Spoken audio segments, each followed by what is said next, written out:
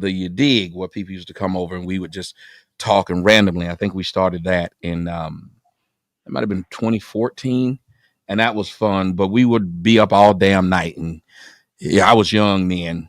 I could do that kind of talking, but I can't do that shit now. Nigga old, like about 3 hours, I'm yawning and got to go to sleep. Tonight, I want to make sure that we have a really good conversation. Hello, everyone. We are live. I'm Tommy Sotomayor. This is we're going to do a group discussion because I saw something today online, and I said I don't need to just have my opinion. I really want to hear what people's opinion are on this, because it's one of the craziest things I've seen. And what it was I saw this picture of this woman, and the woman was, what was the best way to put it? He had a unique face, and with her face, there were people. She had a unique face, and with her face, there were people who came over, and they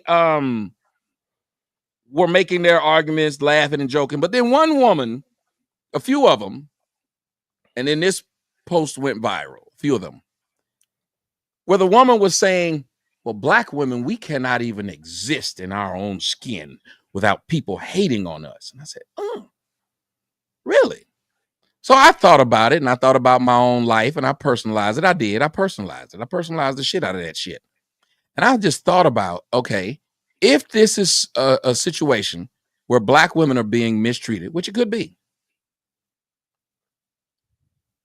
then are Black women the ones who are being mistreated the most? And here's the picture, ladies and gentlemen. For those who didn't see it, I see it, got Melanin Legacy. She jumped. You jumped. We saw your face, lady. We saw your damn face. Sandette, I don't know if you saw it, but we saw this lady's face. She jumped when I showed that picture. She made The Rock jealous. Like that. But I asked the question, and I ask it honestly. Who at this point is the individual who says the most harsh things, who is the rudest, foulest, tries to hurt people's feelings, all of these things you would think of out of the sexes, the mean sex, the men, and the fairer sex, the women? Which one of these groups are doing the most damage when it comes to talking to other men, talking to other women, talking to children, talking to regular people? Because they tried to turn this woman into a beauty. I don't know. They tried to turn this woman into like a 10. And I was shocked to see all those women say that this woman was a 10. Somebody in the comment section said that's KRS 3. I just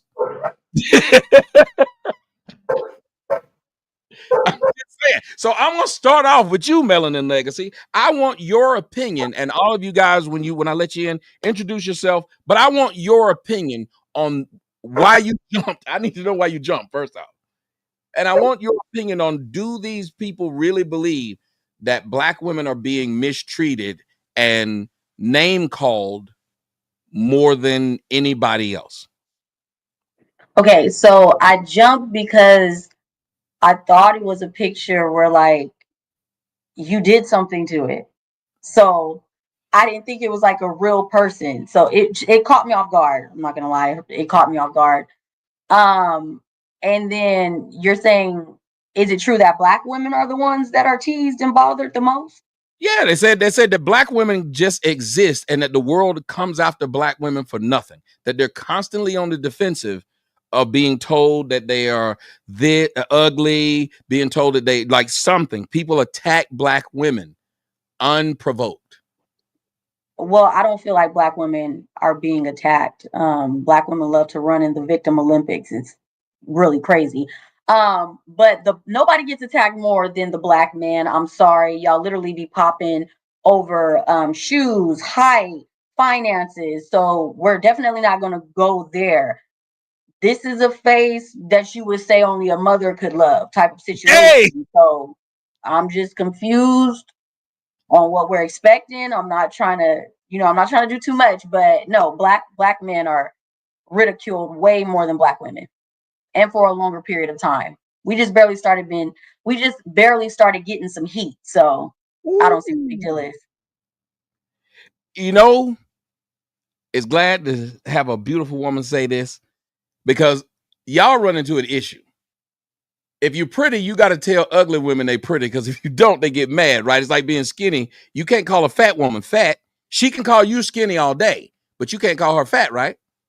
You can call a fat woman fat. You should call a fat woman fat. Why are but you so you go get beat. You go get beat. Yeah, he talking about for your safety. He talking about for your safety, man. Yeah. Oh, for my safety. Okay, you might have a point. They might want to put the paws on me, but I mean, I might just figure out a nicer way to tell her that she's obese. But they don't figure out a nice way to tell skinny women that they're skinny. They literally say things like, no, they'll say, nobody wants a bone. No. That's a lie. Yeah, it's always better to be healthy. And I'm not saying that necessarily because you're smaller, you're healthier. But you have a leg up in the situation, but you can still be unhealthy and be small. But the only reason why you're teasing is because you wish you were that size. Nobody wants to be obese. I don't care what they say. Nobody wants to be that big. You don't want to be that big. Nobody's saying you got to be a skinny mini, but you don't want to be no big, fat, obese woman. I'm sorry. Yeah, I know I got to ask my man, Mr. Fantastic up there. Mr. Fantastic, you see that face? Yeah, man. Like I was saying, man, she made The Rock jealous. She smell everything that's cooking. You feel what I'm saying? I think she went viral, sort of, kind of a while back, a couple of months ago, so on and so forth. And I think she's foreign too, because of her accent, the way she sounds.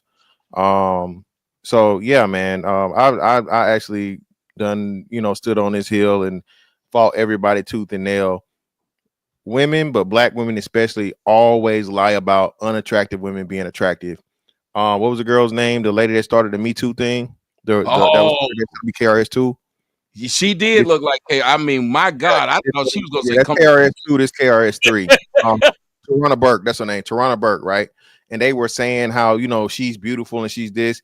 They only do this, man. It's like black women are the ultimate trolls when it comes to attractiveness, bro. You can never trust what the fuck they're saying. It was like I remember in Friday, right, when she told her, my homegirl, she fine. She looked like Janet Jackson, right? Get out the car looking like Freddie Jackson, all wide and outside. You feel me? So yeah, man, you can't trust black women's words when it comes to being attractive. And this too, Tommy. If she been light skinned, no matter, she ain't getting no defense, right? So you can't be attractive light skinned woman, and you got to be an unattractive dark skinned woman to get praise and uplifted in the community. So you're saying that a lot of black women like bigging up people that they know is not their competition? They know for sure, 1,000%. Those are the friends they go out to the club with. God, dog. So it's strategic. Yes. Uglier women make you finer, Tommy. You know this. God, dog. A six around a whole bunch of twos, fews, folds, and belows become like an 8. Y'all women like got the game like that. Y'all got, oh man, I'm gonna hold up on my man James and the elder Sonetta. I gotta go to my boy Cap. Cap done showed up. So I gotta go to Cap because Cap said something to me before I went on air. Mm-hmm. And I said, damn, never thought about it like that. We were talking about who's the meanest, who says the most fucked up stuff. And I mean to everybody, not even just to other women, to men, to babies, to whatever. And in this group, these black women came out of nowhere and were saying these men look for reasons to tear a black woman down. What do you say to that, Cap? I say if you just look at the comments, you'll see that it's the women tearing her down. That's what I would say. And I actually applaud her, right? I don't know. I think Mr. Fantastic said she might be a foreigner, but I applaud her that I was talking about this early on the live scene, and I applaud her for not taking the picture down, not being cyber bullied, because she's proud of her natural look, no matter whether you're attracted to it or not. Because how many women get the Botox, get the BBLs, get the fake titties, fake lips? A girl with low self-esteem would have had about 25 nose jobs to fix that shit right there. because that's a big ass nose. Like, let's make no mistake about it. That nose is humongous. But he said, "This is my nose, and I'm rocking with it." So who could really have a problem with it? But you're gonna find that women got a problem with that. Women gonna have a problem with that because there's going to be men that applaud her for not being afraid of just being her. Because we don't have a problem commenting a woman or a brother based on their success, based on their look, based on whatever. But women do. Because women look at it like, if I compliment her, that takes away from me. So I cannot compliment her. How dare she come out there? I got to wake up at 5 a.m. to spend an hour and a half to make myself look like this. And this motherfucker just woke up and just said, I'm going outside. How dare she? Well, hold on. Virtuous woman wanted to say to you, she said she didn't say she was proud. She just said she knows she's not pretty. But she love herself. But that's what I'm saying. Yeah. Think about it. So the women that is altering their bodies the way that they do, what does that say about them? Ooh. That they don't love themselves. There's something about them that they find unattractive to themselves, because you have to look at you. Like, no matter what, you got to wake up in the morning and you got to look at yourself. And so you've looked at yourself in the mirror and said, I don't like myself so much the way I'm going to alter my body. Look at Lil' Kim. Look at Foxy. Look at the Cardi B's. Look at the Nicki Minaj. Look at all of them looking halfway retarded. And she come out here knowing I don't look good, but this is me. You gonna love me for me. Is she married? No, that is a great point. Whoever's with her got with her knowing what she looked like in the morning. That's right. I mean, you waking up, you turning over. You know, you prepare for that nose when you went to sleep. You was already prepared for that shit. You didn't. It wasn't a shock. You went to sleep ready for that to come up in the morning. Like, real talk. And that's the one thing you can't knock her. Women, listen, I said earlier, women should be telling her to do like a self-help class, self-healing class. So you can be proud of your looks. Because if she can be proud of her looks, for sure, you could be proud of yours. Yeah, but that go back to what Melanin and Mr. Fantastic was saying. They never go to that second half of it. They sit up there and tell you that she look good the way she is. But they don't say, well, because we seeing this, we gonna do the same damn thing and just go out looking natural. Right. So do you agree with them that it's like a game that women are playing in order for them to feel good? They're pushing this. Yeah, I do think that, because they'll put that picture up and say, I don't look like that. Mm-hmm. They'll still find a way to put her down. When I came in live, somebody said something like, when they go out to the club, they bring the ugly girls with them because they want to be the one that stand out. That's true too. They want to make sure that they can be looked upon and the big girls can't. That's why I say like big girls be having confidence. I don't care what nobody say. The damn thing, nobody is confident as a big girl. But yeah, I don't know. Them big girls just nasty. Let me tell you why. Ain't got nothing else though, Tommy. Let me tell you why I think they nasty. Because in my DMs, I'd say about 65% of the women in my DMs be big women, and they be real blunt. But then maybe women feel the same thing, that ugly niggas be real forward. So I don't know. That's what I mean. They got confidence though, Tommy. Is it confidence, or we just got a machine gun and we shooting as many?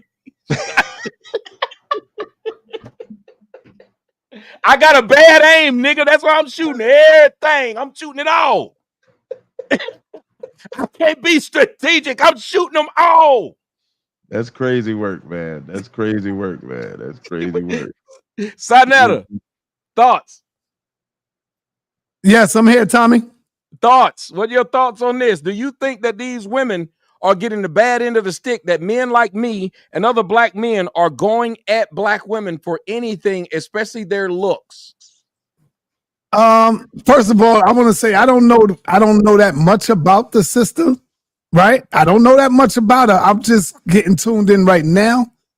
And as far as what are you talking about though? I'm asking. I'm kind of lost in this here. I'm asking. They were saying that this woman, which you up there not listening to me, motherfucker. They were up there. They were saying that this woman is like black women. That a lot of black women are getting hate. This woman was getting hate. So a lot of women started retweeting her and saying how beautiful she was. I think it's bullshit. I think they're trying to use this woman and prop this woman up to make themselves seem like victims. Because to me, as Cap said, if you go look at her original post, the majority of people who went to her post to talk shit about her were other black women. Before a black man ever did it, in my opinion, before a black man ever tells a black woman she's unattractive, other black women done told her 10 times. Oh, I hear you. But Tommy, you might not want me up on this show because my take on this is totally different from everybody. That's why I want you up here. And y'all could call me simp. I don't care about none of that.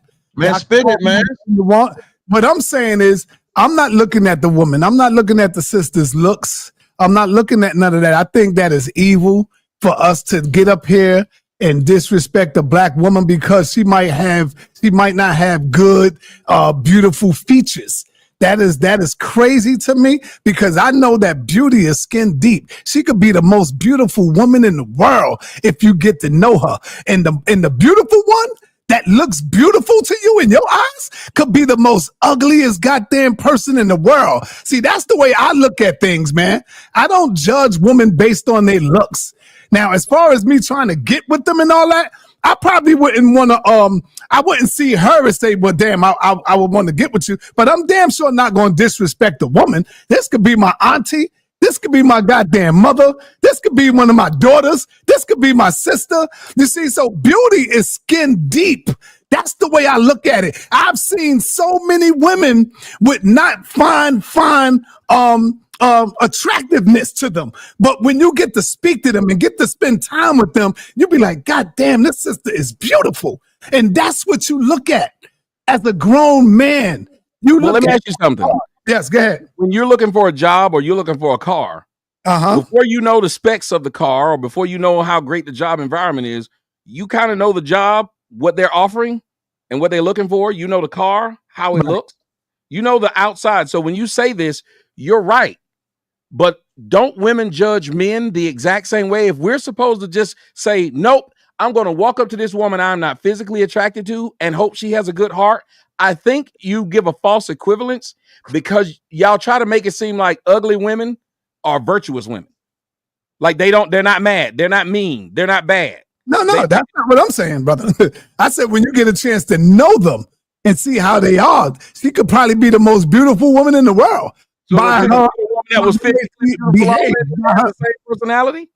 Say that again? Can you get a woman that was physically beautiful already that has the same personality? Yes, you can. Yes. So why say that someone's shallow for saying, I think I can find the same thing I found in that 2 in a 7? Yes, but see, we're talking about this sister right here.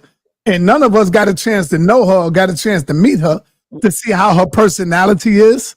You know? Now, well, that's why we're asking the point is we're not even saying how this woman's unattractive. What we're saying is asking the question of this black woman. A lot of black women were saying she is representative of the fact that black women are being judged harshly on how they look. And there's too many people that are going at black women while black women aren't going at anybody else. And the funny part was, like I said, what Cap said, the first people who called her ugly, it wasn't a man. It was black women. Yeah, women do that, but that's what women do. Yeah. Do we? Guess what? Them black women that's calling her ugly without getting to know her could be even more uglier than she is if you get to know them. That's what I'm talking about. That's the point that I'm making. They could be uglier than she is. No, we agree, but then they are in essence using this woman to try to further their agenda of victimhood. I agree. Black women are victims. When it get to me, I'm going to say, when it's my turn to speak, I'm going to say, what I think. But right now it just appears that they're using this woman when Mr. Fantastic and Melanin said they're kind of using this woman nefariously because they wouldn't want what she has. I said this about the people of, they did it with Lizzo. I said this, all those women who saying how beautiful she looked and how beautiful her body is, none of them would change their body or their looks for hers. Right. And I agree. I heard somebody say something on the panel where they said some women who looks more attractive and who are beautiful, they would use this woman to go out with so that they can get more of the, of the looks and stuff like that. Y'all know what I'm talking about? Yep. Yeah, they would use this type of women to go out with. So you're correct. Now let me go to my man James. James, you've heard us talking. What's your thoughts? Man, I'm like brother first. Like when I saw the original post, I saw the mean comments coming. That's the angle I thought you were going tonight. I saw most of the mean comments that were coming were from the sisters, but to me it shows the altered reality that we live in. We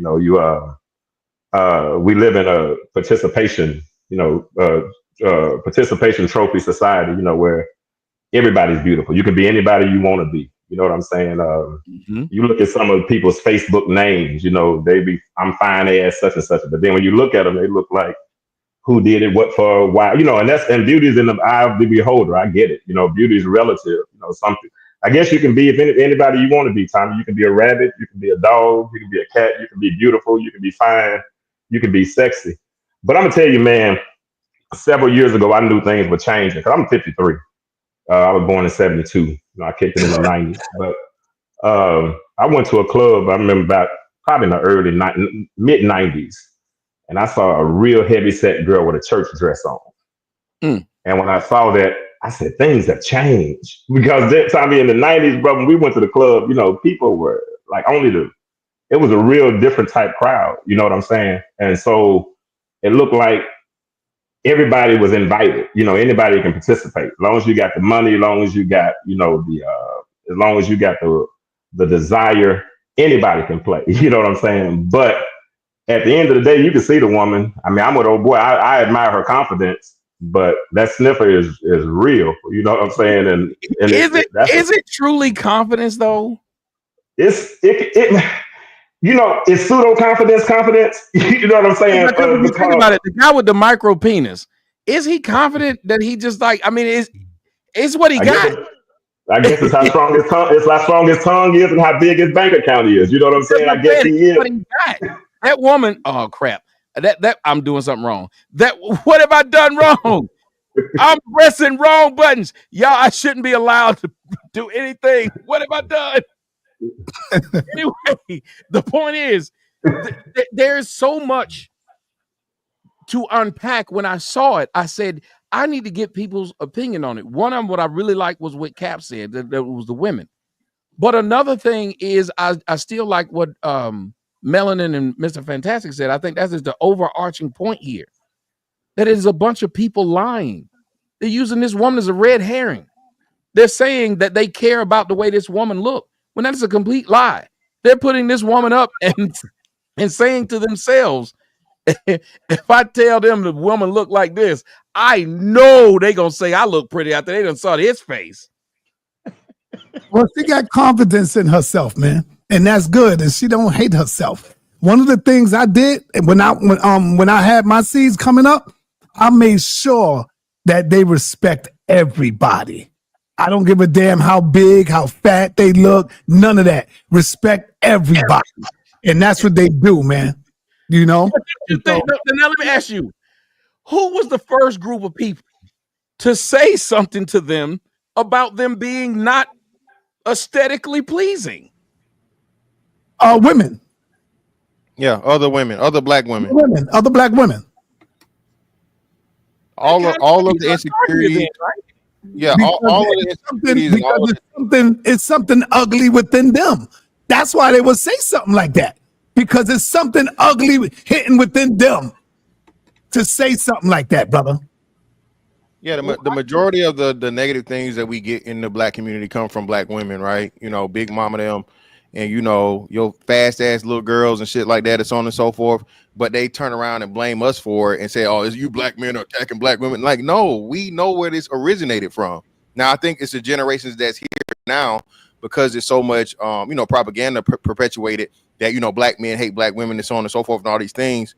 When black men ain't out here worshiping white women and Asian women and what's the name, right? We're not doing the same thing that they're doing on the opposite side. So I just think it's a lot of insecurity. I call it the intrinsic insecurity, inferiority complex of dark-skinned black women specifically, right?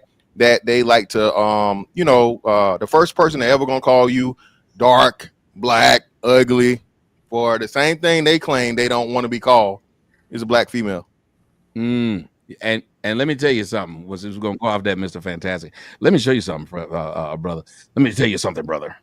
This woman on Twitter called me an old, ugly nigga that can't get no pussy. That's why I say all these things about black women. That's what she said. This is what she looked like. Well, damn. That's her. But that's what she said to me. So why is it that looks seem to be the first thing that they talk about? And I know nobody want to hear this, and I'm gonna bring in the part to speak on this part of it. It's the first thing that they talk about. But if we were to ask the citizenry of America and the world to name which races of people are the most attractive females, where do you think black women would line up? If everybody just voted, every race voted, who was the most attractive females on planet Earth? Because they've already done this, by the way. Where do you think black women line up? Number one. If you flipped it, if you asking the whole world, I think it'd be white women at the top, then Asian women, then Hispanic women, and so on and so forth. Black women are last. Yes. Black women last for real? Oh, stop it. Yep. I ain't stopping. I'm dead ass serious. No, but I'm saying that, okay, a Mexican might think Mexican women are the finest, but not a lot of people like women shaped like little refrigerators. Yeah. After 25, it's over with. You call them GE, Frigidaire, Black & Decker, Black & Decor. So I want to ask you, Nepal, what do you think about they're saying, I don't know if you got a chance to see it, but this woman right here, a lot of black women are jumping in and they're straight up saying that this woman is representative of how black women are treated in society, that they're called names that they don't deserve, and that these women have to deal with a society that picks on them when they're not bothering anyone. It said they don't want to see black women live. But like Cap said, the first people who called her out and reposted her photo was other black women who was on. And here's the thing. You had to have been on her page to see this. So some of the people that retweeted her were people who knew her. Right. Thank you so much for having me on. Peace, everybody. I don't know the full background about why she posted the selfie, if it was just her posting herself for fun. Yeah, that's it. Okay. I would definitely, I didn't know the background, but I know that it would be black women first, because that's what, I don't know if it's because black women's looks have been attacked and that's something that they just go after, hurt people, but I don't, if she was drop dead gorgeous as far as beauty standards go, I'm not saying she's not a beautiful woman to her family, and I'm not judging her on her look. She hasn't done anything to me. But if she was like Miss America beautiful, they would love to see her dragged. They wouldn't be, they join in like, get her. Yeah. If she was just like, Miss America beautiful, they'd love it. They wouldn't be like, oh, why are you bullying a black woman? It's just that she, you guys get what I'm saying. Melanin and Fantastic says something like that. Sounds like what you're saying. So I'm gonna repeat what they said and tell me what you feel about it. They said that basically these women are using her, but they're lying. Like they know she doesn't look good, so it's easy to praise someone who doesn't because she's no threat to you. Right. I mean, I get what you're saying. Like, even if she's not, I'm going to keep saying the beauty standard. So she's not intimidating to black women. If she was the Burgos lady, the what's her name? The real Bernice Burgos. Yeah. Bernice. Oh, drag. They would love for her to get dragged.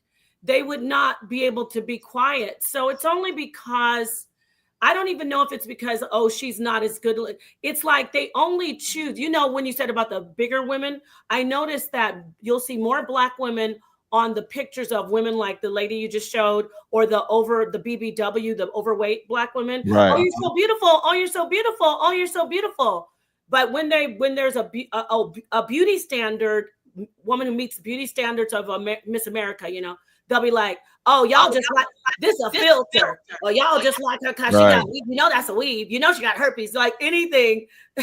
So let's not even go farther than that. You and the young lady on the panel, both of y'all are very attractive women. But I've also seen places where y'all have been where people took shots at y'all look trying to find anything. Oh yeah. Oh yeah. So and think about how it was okay to do it to y'all though. It's because y'all aren't, it's okay to tear y'all down. That's why I was telling Melanin earlier. I was saying the skinny women have to deal with people calling them stick figures. You don't need, when you order a salad, they tell you don't need no salad, you need some meat. They didn't have no problem with Monique going around making straight jokes for years about only a dog want a bone. Literally, they spent years talking about y'all. And if y'all say something back, you're rude. It's like when the how can I put it? When the Down syndrome chick wins the homecoming queen, everybody claps. Why ain't nobody point out that man, she got Down syndrome? Why ain't nobody laugh at her? But the pretty girl, they will find things about her to say bad, and she must take it. Why is that, Nepal?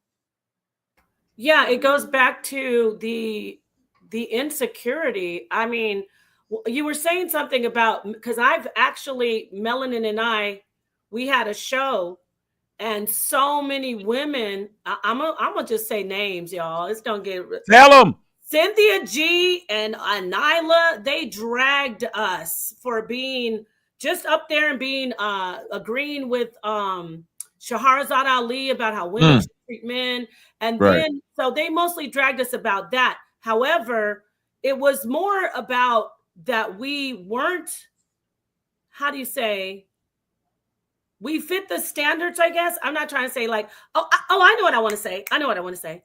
I have been attacked badly, worse than, because Melanin, she said, I'm out of here. I'm not going to take this. You know, she's smarter than me, I guess. She left the internet. She said, so with me, I stay on, right? When I fire back finally after a year, and I'll take a picture of, like, you know, the girl you showed with the forehead, how you just showed her. When I do stuff like that, Tommy, you know what they do? She thinks she looks better than sisters. Oh, she thinks because she's Dominican. Oh, she thinks that this and this. Let's get her. She hates sisters. She hates the Black woman. She hates our looks. So they do that. They'll pick on you and they'll pick on you. And when you finally show just, hey, this is what she looks like, they'll be like, why are you attacking sisters? So I don't blame you for showing that picture of that lady. So I want to point that out. They do attack women. Like, I'd rather use Melanin to say myself, like, she's drop dead gorgeous, right? If she fires back and says, you look like this, and just shows a picture of them, they will say, see, we told you that she just, she hates women and all she thinks about is looks. So yeah, it is a problem. I'm glad you're having this show, because I'll leave you this. I'm gonna park my car. I'll leave you with this. Looks do matter. And it's really tough out here. So if you're going to talk about people's looks, get ready to have your looks talked Be about. prepared for it to come back at you. And I'm going to tell you that Sanetta says you are shallow. He said that you are shallow. He said that woman has a good heart, and people like you who would judge her by the size of that nose she got, she literally has a real life. You know the thing they say about penis when they put on the thing, the what's that fruit that be a penis, but it's the fruit when they don't want to say penis. Eggplant. I'm mad you knew what that was, Sanetta. Fantastic knew it too. Fantastic knew it too. What they doing? You describing supposed to be the first ones to answer that. You're describing it, so of course we know what you're trying to say. Emoji. They put on this, what's that thing? Well, we all know that they put an eggplant there. We know that. That's what they do. You must say, I know what you're talking about. What are you talking about? That's what you should have said. Her nose. Yeah, because that's the thing. Her nose was the thing that stood out. When I put it up, melanin fell out her seat. I put the picture up, melanin fell out her seat. It was embarrassing. I told her that is you should not make that woman feel that bad. That woman might be watching this show right now, and you don't make this woman feel bad by her nose. This woman will not get to no parties invited where they sniffing cocaine. She cannot go first. But she's probably a really sweet lady. That's what I want to say. Usually, but does she have a choice? There you go. And you know what? That's another thing. I want to be raw. If you look a certain way, you better be nice. That's what my mama taught me. Like, you got to be one or the other. If you're going to, what I'm trying to say is, I'm not even dragging that woman on her looks. No, we're not. We're telling the truth, though. Yeah, she's probably a really sweet lady. The truth can't be considered disrespect. Right. I don't. Where did that come up at? Oh no, I'm not saying you're disrespecting. No, we're agreeing with you, but asking where did it come up that saying something as a matter of fact is offensive. I had a discussion with somebody, and I do believe this, and maybe we can go there, and then I want to go back to Mr. Fantastic. Brian is up here. I didn't see you, Brian. Hey, I'm gonna go to you, and then Mr. Fantastic. But just this part right here, I think yes, if you go to her page trying to talk crap about her to her, you went too far. Right. But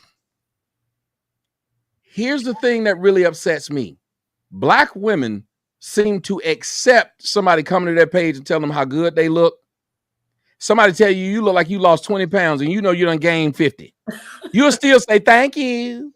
You put on a wig, paint your face, and somebody tell you how beautiful you are, and you'll say, thank you. But if somebody comes up there and say, that weave look ridiculous, you'll get mad. Can you tell me why women are quick to accept compliments, even when not warranted or wanted or deserved? But they are quick also to deny things that are 100% facts. Yeah, remember now, we're talking about black women on black women, black on black crime. They'll come to you and they'll see a perfectly fine picture of a woman, and they'll just, if they see, when I see men saying, oh, you're beautiful, even Sonetter, he knows, I'm just like, this is just what men do. We'll go look at another person's channel, and they'll look like this lady that you just shown, and there'll be men in their comments talking about, you're so beautiful. So I take it with a grain of salt. But when you see women coming, and if I'm looking at a beautiful woman's channel and I know she's beautiful, and I see women in there like, well, that's a weave. Yes. You just be like, that's just, you're just jealous. I'm with you on that. So Brian, my man, relationship rehab in the building. Your thoughts on the fact that black women have put this, and this is not the first thing. It was something else that they put on us. I shared it with Mr. Fantastic. I plan on talking about it later, but he saw it and was like, well, there they go. They put on us that Travis Kelce, him not being with the black girl for 6 years and marrying her, but him only being with Taylor Swift for 2 years and marrying her, that shows that black men have let black women down because we've shown the rest of the world that it's okay to fuck them and not marry them. I don't understand why anybody would be mad at what Travis Kelce went from. I don't even know this black girl's name, and he went from her to Taylor Swift. He went from her to a billionaire. You're right. This woman's a billionaire. Like, why wouldn't he? It's like, and if any woman were to do that, they wouldn't say anything except for that man should have got, you need to get his weight up. I don't understand why we are just insisting upon trying to nasty what we obviously see. This woman is the only person who can actually smell what The Rock is cooking with that nose. But we're still trying to say, but she's probably really nice though. If nobody said that about the Notorious B.I.G., nobody says that about fat people, nobody says that about ugly niggas. They just say what it is and just move on. They make fun of Michael Blackson and he don't bother nobody. Exactly. It's like when it comes to men, if we are not attractive, That's just it. They just not attractive. If our teeth are messed up, if we got an ugly face, whatever the case may be, they'll just say, girl, he ain't easy on the eyes, but I'm with him because of this or because of that. And that should be the same for women. If a woman is ugly, just like men will say it amongst men, and we won't say, oh, but she probably nice though, dog. Men will say, hey man, she is ugly, but she got ass though. Okay, then that's why you with her, or she got money. The same way that a woman would do it with a man. Wasn't nobody checking for Biggie until he became somebody. That is one of the things that I'm glad you brought that up. You basically jumped on top of what it was that Cap was saying. Cap said the first people who went off on her was other black women. That's right. And you saying, which is what I was going to try to get at, but I'm going to let you finish what you were saying, that not only that, but men are suffering from being told shit they never asked about, and they must accept it. Biggie had to accept to the point of where he had to rap saying it. Heartthrob never black and ugly as ever. Men have always had to acknowledge what we were. The fat boys called themselves fat. They Yes. The fat ass weather girls called themselves the weather girls. No, y'all should have been the fat girls. Yes. And the thing is, when it's said, it's laughed at. Everybody laughs at it. Everybody says, oh, it is true, dog. You is fat to the motherfucker, bro. I mean, man. Nobody says Rick Ross is probably a really nice guy. They say Rick Ross is fat as fuck, but he had money. That's what they say. So why can't the same thing apply to women? Hey, man, I don't know if old girl nice or not, but she got a nose the size of an old school Hoover vacuum. That motherfucker's big. Just leave it at that. And if she's a nice person or if she's an evil bitch, we will find that out. That is yet to be determined. But we, even as men, we always try to imply that and give them that, well, you know, but she probably really nice though, man. It doesn't matter. The looks is what we're talking about. We don't know her. That's why I was telling Sonetta that I'd like for him to come back in and talk about that in a minute, because he was going off on us. He said, y'all have been talking about looks and y'all shallow. He said, y'all. Hell yeah, we shallow. I didn't go off on y'all, brother. But I'm saying, I'm trying to get shit started, Si. If you feel the need to want to come out and tell her how ugly she is and how big her nose is, do so. I'm not mad at you, brother. You didn't say nothing about her nose. You did. No, listen. I'm not. We were talking about the complexion. I'm not. We didn't even see that. I'm not upset or mad at anybody who do so. Do what you do. I'm just saying that's not what I do. I've been brought up different. I have respect for my people. I don't do that. So if you feel the need to want to go out there and embarrass somebody and dog them because of the way they look, and that's on y'all. That ain't on me. I'm not mad at you for doing it. You see what I'm saying? That's my position on it. She was talking. Don't do that. That's all. Sonetta, she was talking today when they were talking about her going viral, and she said it doesn't bother her. She said she just remembers, she talks about her intelligence. And she said when she was young and in school, she said all the teachers who had questions, they used to always ask her the question first. Do you know why? Why? Because she knows. I knew some shit like that. I could tell by the lead up. What was coming, man. She's the black toucan Sam. She always knows. I'll be to add on, Captain Tazariak should be with me. He should be agreeing with me because that's why. That's his Hebrew Israelite sister. And God created her the way she is. The Most High created her the way she is. So Captain Tazariak should love the way she look. Because the Most High don't make no mistakes, brother. You're right. There you go. But I don't agree with you. And the Most High told us not to defame nobody, Captain. You know that. She said she wasn't attractive, so I'm agreeing with her. Oh, come on, Captain. She said that? Yeah. Okay. So she was saying, she put it in the caption. She said it. She put it in the caption saying, I know I'm not attractive, but I'm not ashamed. Like, I'm proud. You know why she said that? I'm going to tell you why she said that. Drop that science. She said that because everybody condemned her and beat her ass down and told her she wasn't attractive. And she ain't had a mother probably or a father to tell her you are beautiful. Beauty is skin deep. I have a sister that I interviewed and she cried that I could show it.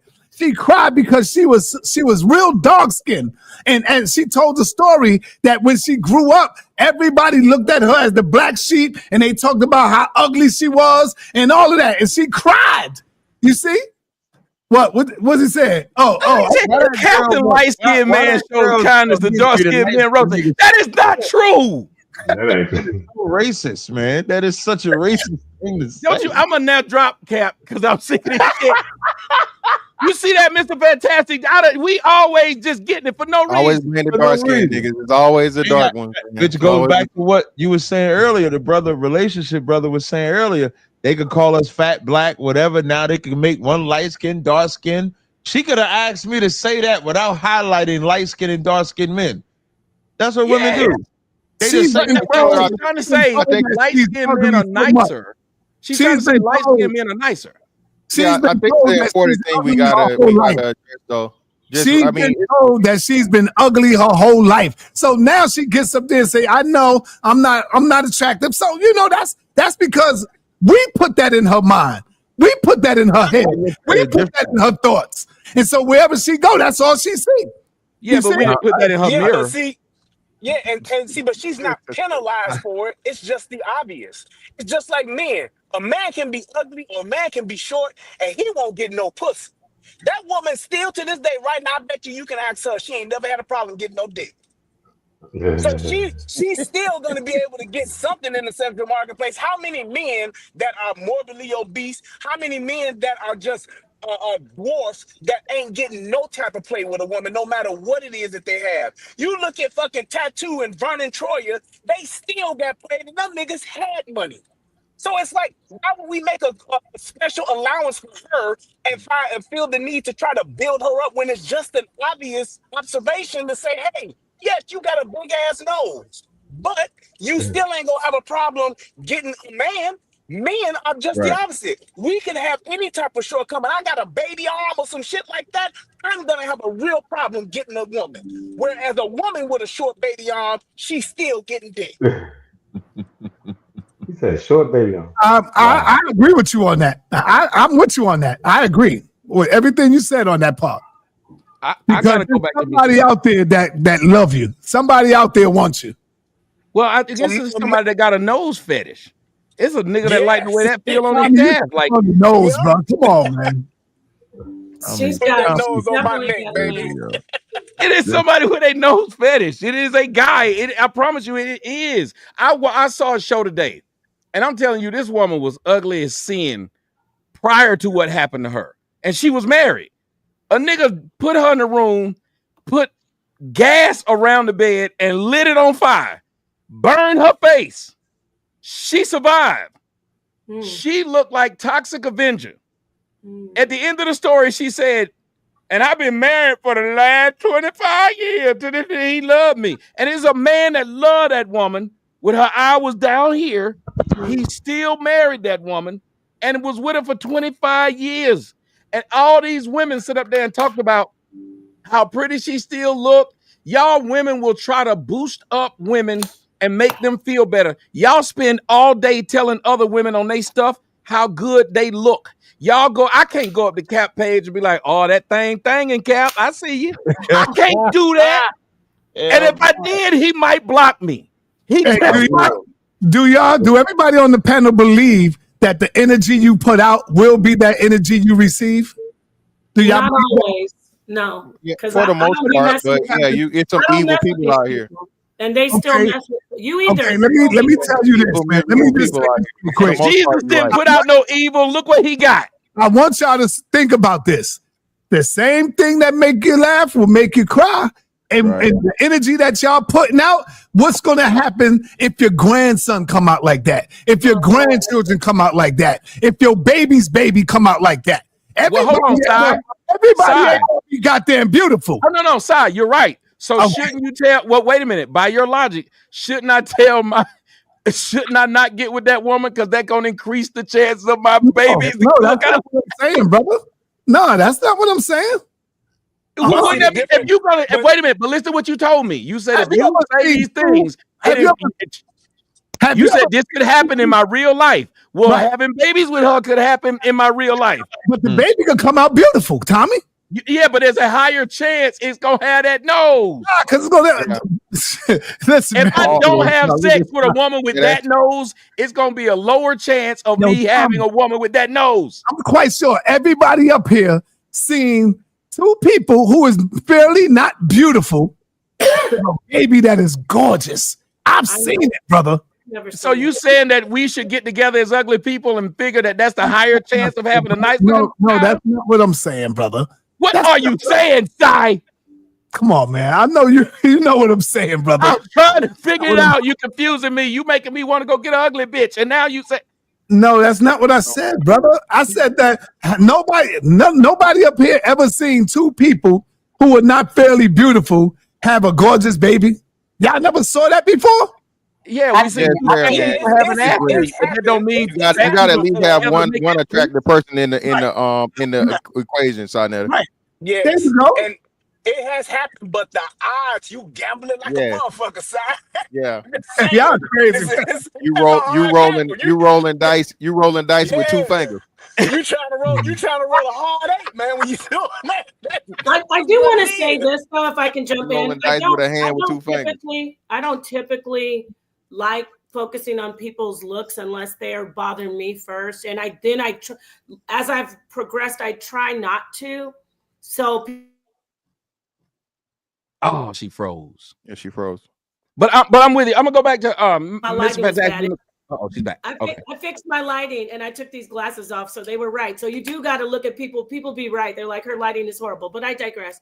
People pick on my looks, and I try not to look at people's looks and talk about people's looks because there's always going to be somebody who's better looking than you, always, no matter who you are. And you might even get chosen. I'm talking to the ladies. You might not get chosen, I should say. She might get chosen over you. The one you think is not as good looking as you, she might be the one that gets married or chosen by the guy that you had your eye on. So I just want to throw that out there. I know you brothers are having some fun, but I'm mostly addressing women. Like, it's really tough. Men can get away with being ugly as ever and get women. So I kind of disagree with the brother. Women aren't really focusing on how good you look. There's some other factors. So But we have to do something to get that. Now I feel bad. Yes. I feel bad for women when they're born ugly because I don't give a damn how good you are in school, and I don't give a damn how good your personality is. I'm not going to prom with you. I'm not doing it. I can't. I just can't. There's a reason why Rick Ross still don't pick chicks that look like they belong to Rick Ross. When he got money, he then switched up and got what he thought looked good on his arm. So it's different. It's the same thing with women. Yes, I remember when in my household, because I'm an old man, I remember when this dude got up and he was singing on this Coca-Cola commercial, and his voice was blowing. He sounded great. And I remember my grandmama said, that black ugly ass nigga can sing. She was talking about Tyrese. Yeah. Tyrese did not get handsome until he got money. Most of the black men that you see did not get handsome. My mother said that about Barry White. I got a She said true when story Barry about White was Tyrese. on the plate. She said when Barry White songs was playing on the radio, and they heard that voice, hey, come on, girl, and they would hear that voice, they would go crazy. My mother said they saw that nigga in concert. I got a true story about Tyrese. So my cousin, she's married to DJ Pooh, and this is when Tyrese did the Coca-Cola commercial. He was just a kid, and he tried to set me up with him like a date, like saying, "Oh, I have somebody for you to meet." I'm not gonna. Back then, I was in my 20s. I was like, "Oh no, he's broke. He's so, that is a true story." That's all I'm saying. But men, we accept that though. Do we not? We accept That's why we work hard on it. Yep. Yeah, we work hard to build go on get what women want because we know, hey, we know the guy who got looks, he gonna get attention first. But we also know A lot of these women broke and need a place to stay. So all I got to do is have a house and a car. I can still get a chance to get that woman that he got. That's why men work so hard. If women didn't like men with money, there'd be a lot fewer rappers. There'd be a lot fewer of these niggas. Look at what happened with me. They saw my ugly ass, and then they saw a nigga online, and all these bitches was in the comment section when I was on YouTube. Every other nigga stuck a mic in their face. Them niggas had nothing to say before that. I didn't think he was ugly. I'm just saying he didn't have any money. He was homeless and he was living with them. And so you're right about that. But he had a hustle. But a lot of people didn't stay with him because of the hustle. Here's the thing men have understood. Most women don't want us until we're a finished product. Yep. Yeah. Very true. They be waiting on the sideline. That's the problem with the dating market now. They want the high value man. They don't want to be there for the journey. They don't want to work with you. They don't want to do any of the things to help you get there. They just want you to be there when they show up. Yep. Exactly. True story. True story. My sister, who's high yellow like Cap. Cap just fetches crazy tonight. I gotta be the high yellow nigga for the night. Yellow. She actually was she was 19 years old working at McDonald's downtown Chicago. And a rookie Major League Baseball player by the name of Sean Dunston, who played for the Chicago Cubs, tried to holler at her. She didn't know who he was, and she thought because he's in McDonald's, he couldn't be a Major League Baseball player. And she said he looked like he was broke. Mm. And if you talking about somebody who probably could have changed her life and more, and she fucked it up just because of how he looked. What he doing in McDonald's? My aunt used to date Rafael Ramirez. Look him up. Used to date him. See? We lived in the fucking projects. She just had a really big ass and was pretty. He would drive a really nice car to pick her up in the projects in Gwinnett County. We don't care what. Do you know why there's no fine woman that's on the streets looking like Halle Berry? Because if it was, I'd have been and picked this bitch up. I'm telling you. Gonna pick up. Exactly. And women do care about. This could be a whole serial killer, a human trafficker, drug lord. Niggas don't care. We don't care. Do not. Why do you think Adam ate that apple? He knew not to eat that apple. God told him not to, but that pussy said we should try this. And he did. Man, I know what I'm talking about, James. You out there laughing. You know I'm telling the truth. Yeah, you telling the truth. But let me ask you a question. No, let me ask you a question. If you see somebody, right, commit suicide, why would you stick a knife in a dead body? She flat out called herself ugly. So she sat here and said, I'm ugly, yada, yada, yada, whatever. And then I'm going to pile on top of that and start sticking a knife in that dead body saying, you ugly, ugly, ugly, ugly shit. She's already, that's the part I don't get. So that's probably where I'm sitting. Sometimes putting your hands up don't stop me from punching your face. Exactly. Yeah, that's an easy target, though. You know what I'm saying? I want a target that's going to fight back a little bit, though. That's a very, very easy target. You know what I'm saying? That sometimes is a she just disarmed because then you just become a that's what the person doing, disarming you. Yeah, she disarmed me. But once she says, I know I'm not attractive, now when you talk about it, you're the bully. You say anything about it, she make you look bad. Because we don't get to do that as men. We don't get to say, I know I'm broke, and therefore they stop messing with me. Yep. Yeah, that Eminem 8 Mile shit don't work. It only work in the movies. Right. You go in there. Yeah, I got this poor job. They don't say, I understand. Right. All it does is soften the blow. It's just like if I'm snapping on somebody and we talking about each other, I'd be like, yeah, I'm fat, but that don't mean that person ain't gonna come with another fat joke. I'm just softening it. That's all. And that's the thing. They're going to go another direction on me. They're going to go another direction. She's just saying, yeah, I know I ain't that attractive, but she's putting it out there already, which helps it get you are more easier to glaze over it a little bit more once it's stated. That's why I said they just stating the obvious. And I don't see nothing wrong with that. Well, it's like what Cap said. She's trying to turn anybody with a valid criticism into the bully. Mm-hmm. Women do that. Do you think that was her intention? You think that was her intention? Yes, I do. Okay. Yeah, she didn't put it up originally. Did she put that picture up originally and say, "I'm ugly as shit"? How y'all doing? Do you think they would jump on it if she did that? No, Yeah, you I'm are saying, ugly. did she do that? No, she Oh no, she didn't. Because it's Yeah. a bunch of put it pictures up of her. knowing that here's what women know. When they put up pictures, it's going to be a bunch of women, especially when they're not that attractive. A bunch of women going to go in there and boost their head up and tell them something completely different. They do Yeah. this all the time to them because they know, as Melanin and Mr. Fantastic said, they do this on purpose because it helps them out. It is the equivalent of the guy who takes the ugly girl to prom, hoping that the people will look at him and say, "Oh, he's a good guy."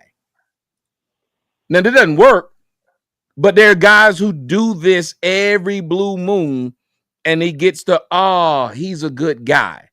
These things, what women do is they try to stop you from saying something about them. Like they'll say, What? Okay. No, so what if she came out automatically and say I'm a bad B? You know what I'm saying? I know I got this, I got that, I got that. How would we respond then? Hold on, but they usually do. The majority of women, that's why I have a problem with what's happening here, because that's why I said earlier, if they did a ranking of who looks the women that look the best in the world, black women are at the bottom. But black women are the main people to call you ugly. You ain't had no white woman call you ugly to your face, but you have had a black woman out of nowhere just call you ugly. Black women, first thing is to talk about looks. And then you'll look at most of them who call you about your looks. They don't look good. You had to put on a weave, makeup, and filter just to then be a 4. But you calling people ugly off top. I've been called ugly so many times by people I've never spoken to just because they didn't like something. So the first criticism you had of me wasn't what I said was wrong, what I said didn't make sense. It was you ugly. And you know how many people consider me being dark-skinned as the ugly part of me?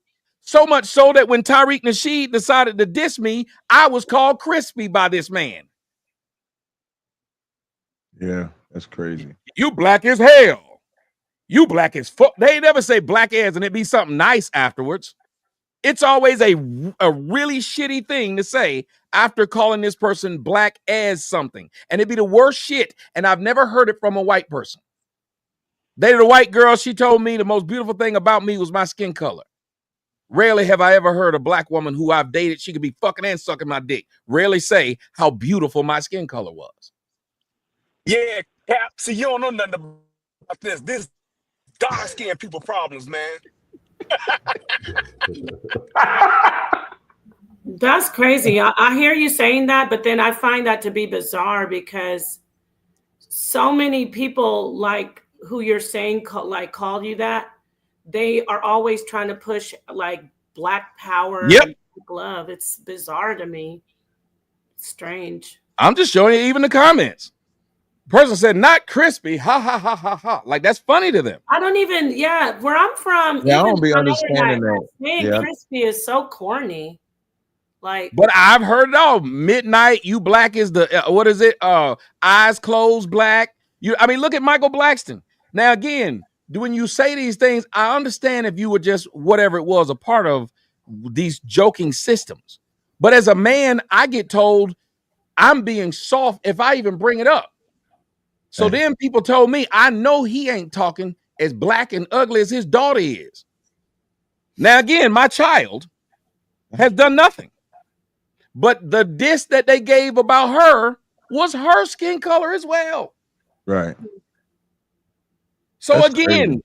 You immediately will judge this thing, but light-skinned people get it different the other way, meaning a light-skinned girl, they will come at I don't like the fact that dark-skinned girls can talk shit about light-skinned girls, but light-skinned girl got to keep it above board. Uh-oh, now you're starting to cook now. I'm telling you, I don't like this. A dark-skinned girl will say all kind of manner of evil against the light-skinned girl. But if the light-skinned girl uses the same shit against her, she's a colorist. I knew you was a colorist. Like you called me all kind of light, bright bitches just a minute ago. Right. No, Tommy, a light-skinned girl can't even say she's fine. Tommy, right. A light-skinned girl couldn't call herself Miss Mulatto. Yeah. They made her change her name. That can't even celebrate them being attractive.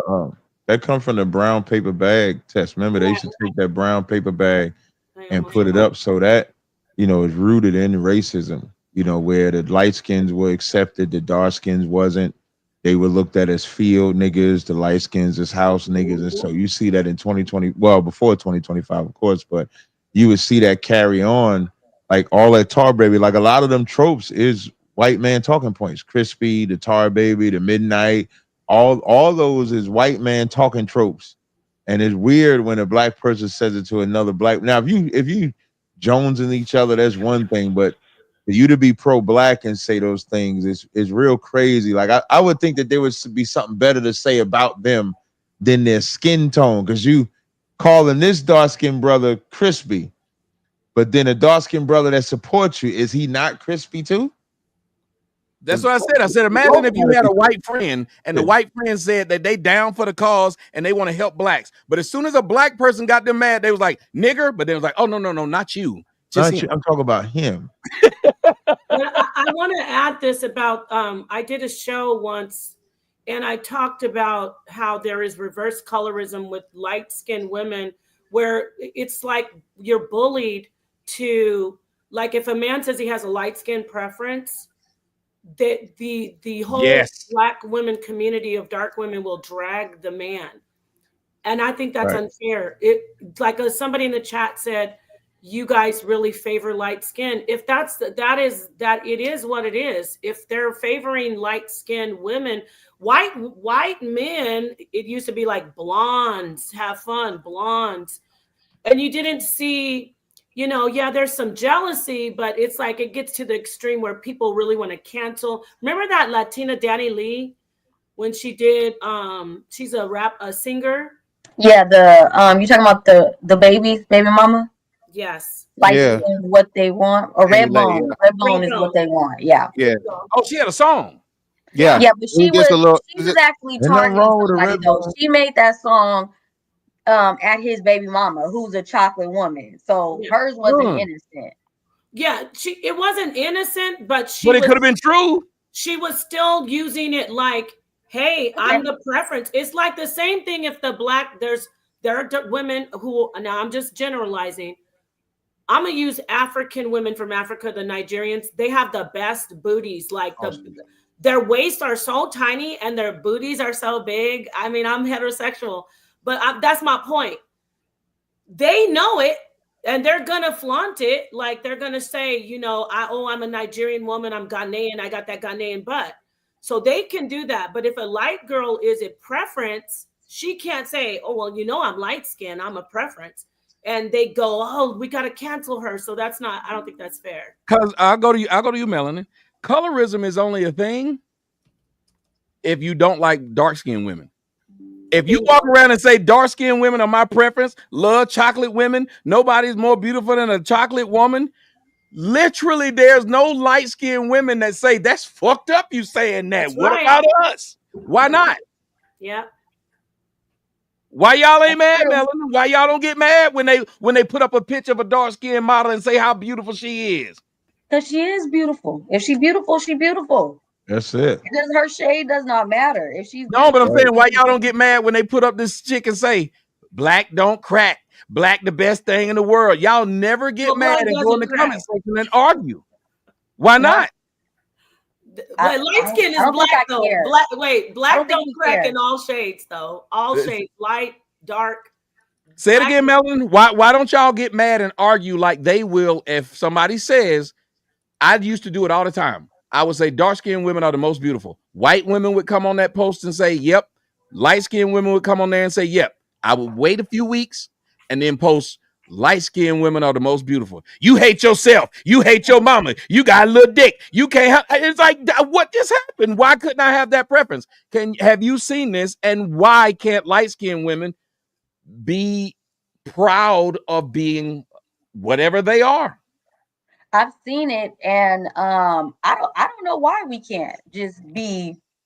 I mean, I'm going to be proud regardless, but I think it has something to do with self-esteem. I think it has something to do with them not loving their chocolate skin, because I don't see what the issue is whatsoever. We got it. It's an insecurity complex. I think it's an insecurity thing that dark-skinned black women have for some reason. I don't understand. And the thing about it is, with me, like you said, dark-skinned men, bro, you gotta just own that shit, and it builds character, as we say, Like I said, if you were born before the 1980s as a dark skinned nigga, especially in the South, you done heard it all, right? And it actually helps you become a better person. It makes your humor better. You know what I mean? Resiliency, right?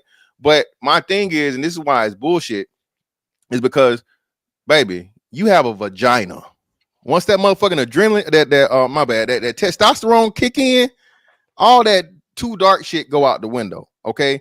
If you, and especially like you said, pretty for a dark skinned girl, it's another thing going on right now, Tommy, where some chick is saying, I'll send it to you. And she's claiming that, you know, dark skinned dudes are out and now they finally understanding what colorism is and all this shit. I'm like, baby, first and foremost, dark skinned niggas ain't never went out of style. No disrespect to Cap. We ain't never letting these light skinned niggas back in. We running this shit. You ain't got no choice. We ain't never went nowhere, man. Don't start no shit now. The light skinned niggas ain't went nowhere. Don't get started. Don't get started. No, we never letting y'all niggas back in style. But nah, man, it's just like you say, it's something to where it's this victimhood mentality to where, again, a woman is going to get the benefit of the doubt, Tommy, like you said. Ugly, mid, or fine as hell, you're a woman. So there's gonna be some man somewhere trying to pursue you for just sex alone, if nothing else. He's gonna treat you nice, he's gonna treat you decent. Men don't get that benefit. And I think you just proved another point. That's why men, we're better brothers than women are sisters. Because see how y'all two was able to joke like that? We are literally able to do that as men. Right. We go hang out and we'll know this light-skinned nigga will bring the hoes over to the table, and this dark-skinned nigga over here, he got the mouthpiece.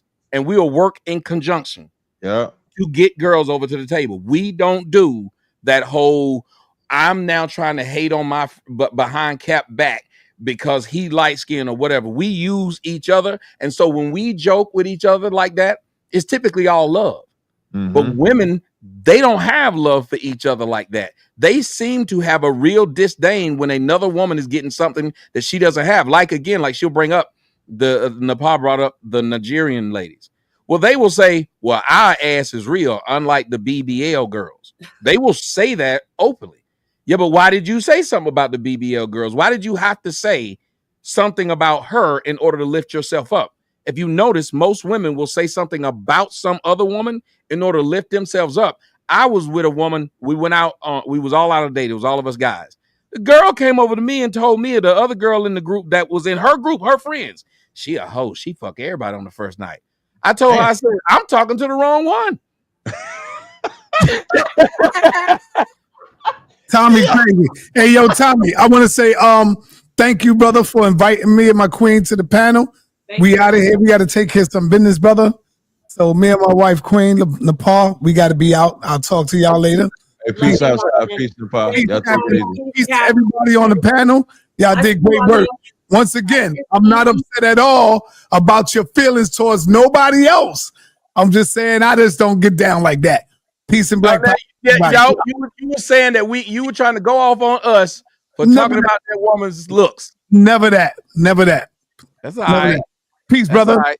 Peace. We're gonna talk about it when you leave. We're gonna talk about it. Good. Now, and speaking of light-skinned niggas that nobody like, what's up, Ali? He left when the other light-skinned person came in the house. I see what it is, man. Shout out to all the darkies. If it's light, it's right all night. Especially when you leave the house, we be rested up on your couch. But how y'all doing, man? Shout out. What's up, man? What's going on? Fantastic. What's going on, my brother? What up, man? What's going on? Real relationship in the rehab. Oh, you rehabbing? Okay. What up, bro? The one and only Tommy Sotomayor. Hey, we got a nice panel of beautiful, intelligent, hilarious, and insightful people. And this is my first one going out, and hopefully I do this more. I don't know if you saw the picture that we're talking about, so I'm gonna throw it up there for you. At least I gotta do it. These people said they thought this was AI. Y'all wrong, man. No, but we gotta ask the question. Y'all wrong, man. We didn't do anything. She posted that picture. She thought she looked good. This was her doing that. Joking. I thought you were joking, man. Yeah, but I gotta ask you. All right, go ahead. The story behind it is this picture up. Yeah, you froze a little bit. God ain't trying to let me make a mistake. Hold on. Yeah, light-skinned niggas got bad internet. But you know what they say. But what's the question? So check this out. She went viral because she put up a picture of herself, just showing herself. Okay. She went viral because apparently people were making fun of her facial features. I don't know what exactly on her face these people were making fun of. I don't see anything that stands out on her, but they were making fun of her. In the process of making fun of her, some black women started saying black women get made fun of for just existing. And many of them were using this as a reason to why they do things like wear contouring makeup, wear weave, because they were saying in their natural state, blacks are really mean to them. I want to know what you think about this. Do you think that's a real thing, that black women have to do all these alterations in order to impress us as blacks, especially us men? Let me restart my yes, and then I can answer your question because I didn't hit that last part. Let me restart real quick. Oh, you lucky back. Am I good? It seemed like it. Tell me. Nope. See me? Nah, you keep freezing up. We can see. He got a boost mobile. He got a boost mobile. You got too many programs open. Just reboot that. Hold up. Let me. That's what he can't even come back. There, he got a boost mobile connection. So that's what you got over there for Helen. Here we go. You can't be using paper bag mobile over there. You just because you passed the test. Hey Tommy, this brother named Angry Man, he asked for the link. I sent him the link. Just letting you know. Yeah. And for those who might want, I forgot all about that. I'll tell you, I don't know what I'm doing. For those who are wondering where there is a link, the link is on the Rumble page where the people are over there. If you go to Rumble and look inside of the description box, my Rumble is just go to rumble.com and look up Tommy Sotomayor, or go to TommySotomayor.com. That's my website. And right where you see it says live, the little big ass live red button, click it. It'll bring you right up here. But just the thought of, and I'm going to go to you, Cap, on this one. And then until he come back. But just the thought of, and I just want your real opinion. Mm-hmm. The thought of the fact that we're supposed to give women all these passes, say nice things to women. When I've had the first thing come out of a lot of women's mouth is you bald headed.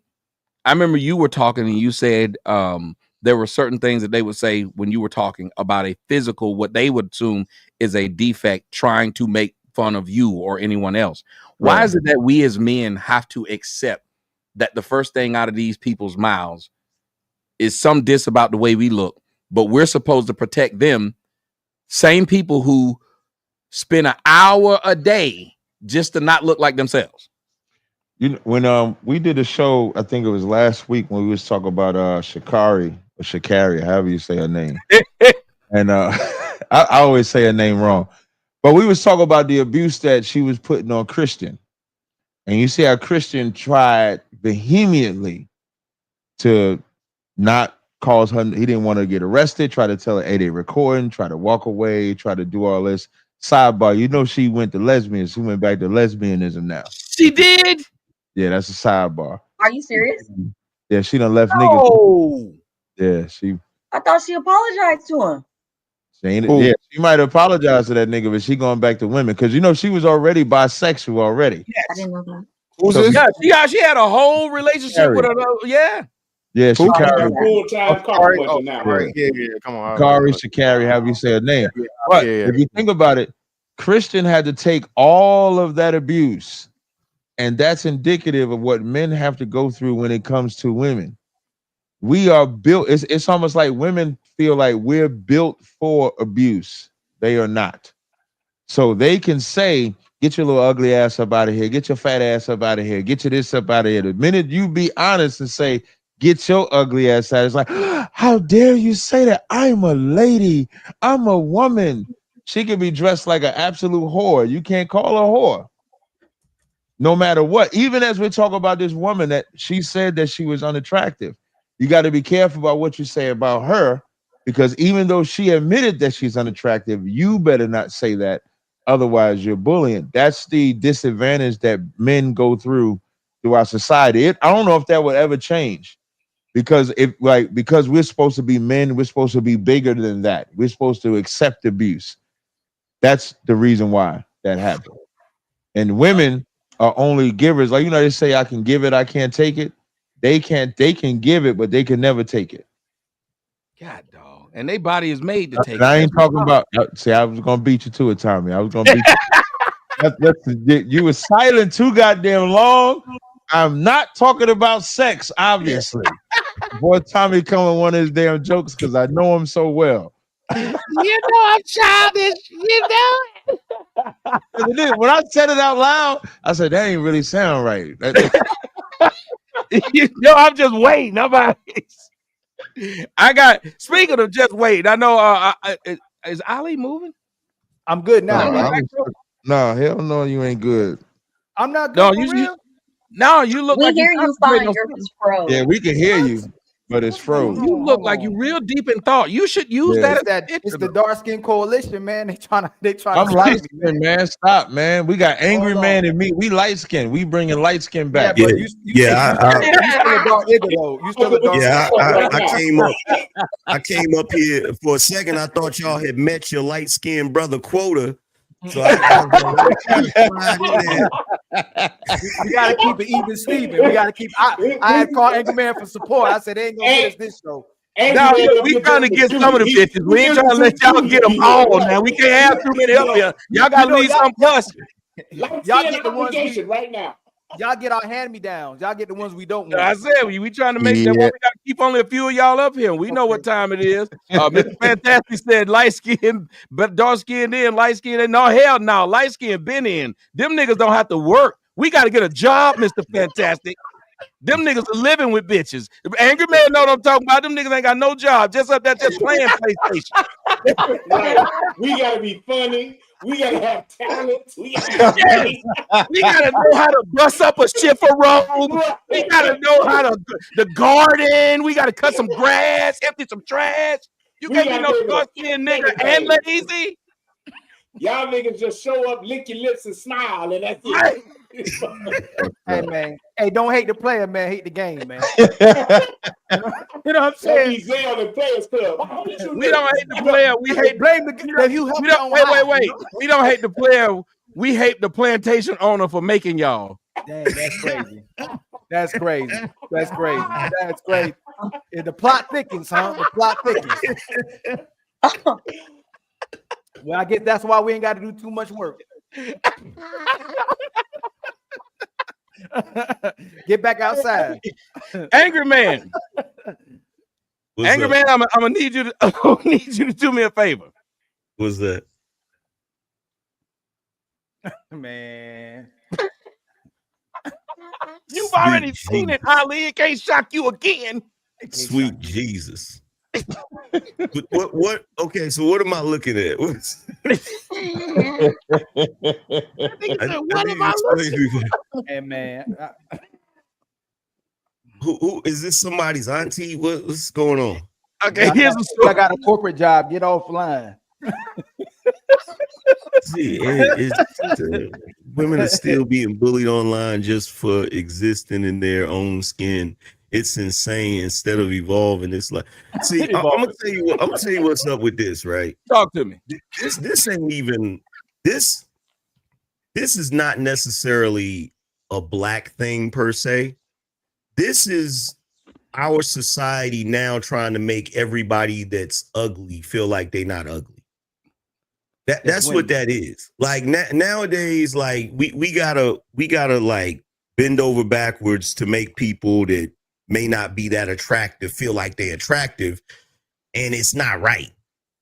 It's not right. It's not fair. If you wasn't blessed genetically, you just wasn't blessed genetically. It is what it is, and I don't even think that's a black thing, because I see them doing that with white chicks too on movies. Like they'll put, they started that with that Twilight shit when they put that plain Jane white girl up there, and like ever since then, like they keep picking women, black or white, that's not attractive and putting them on movies and stuff. Yo, and that's be crazy. Like, you saying that? That's crazy. Yo, I keep saying that. Yo, they try to find the least attractive black men and women and put in the movies and shows. Like y'all watch that Alien?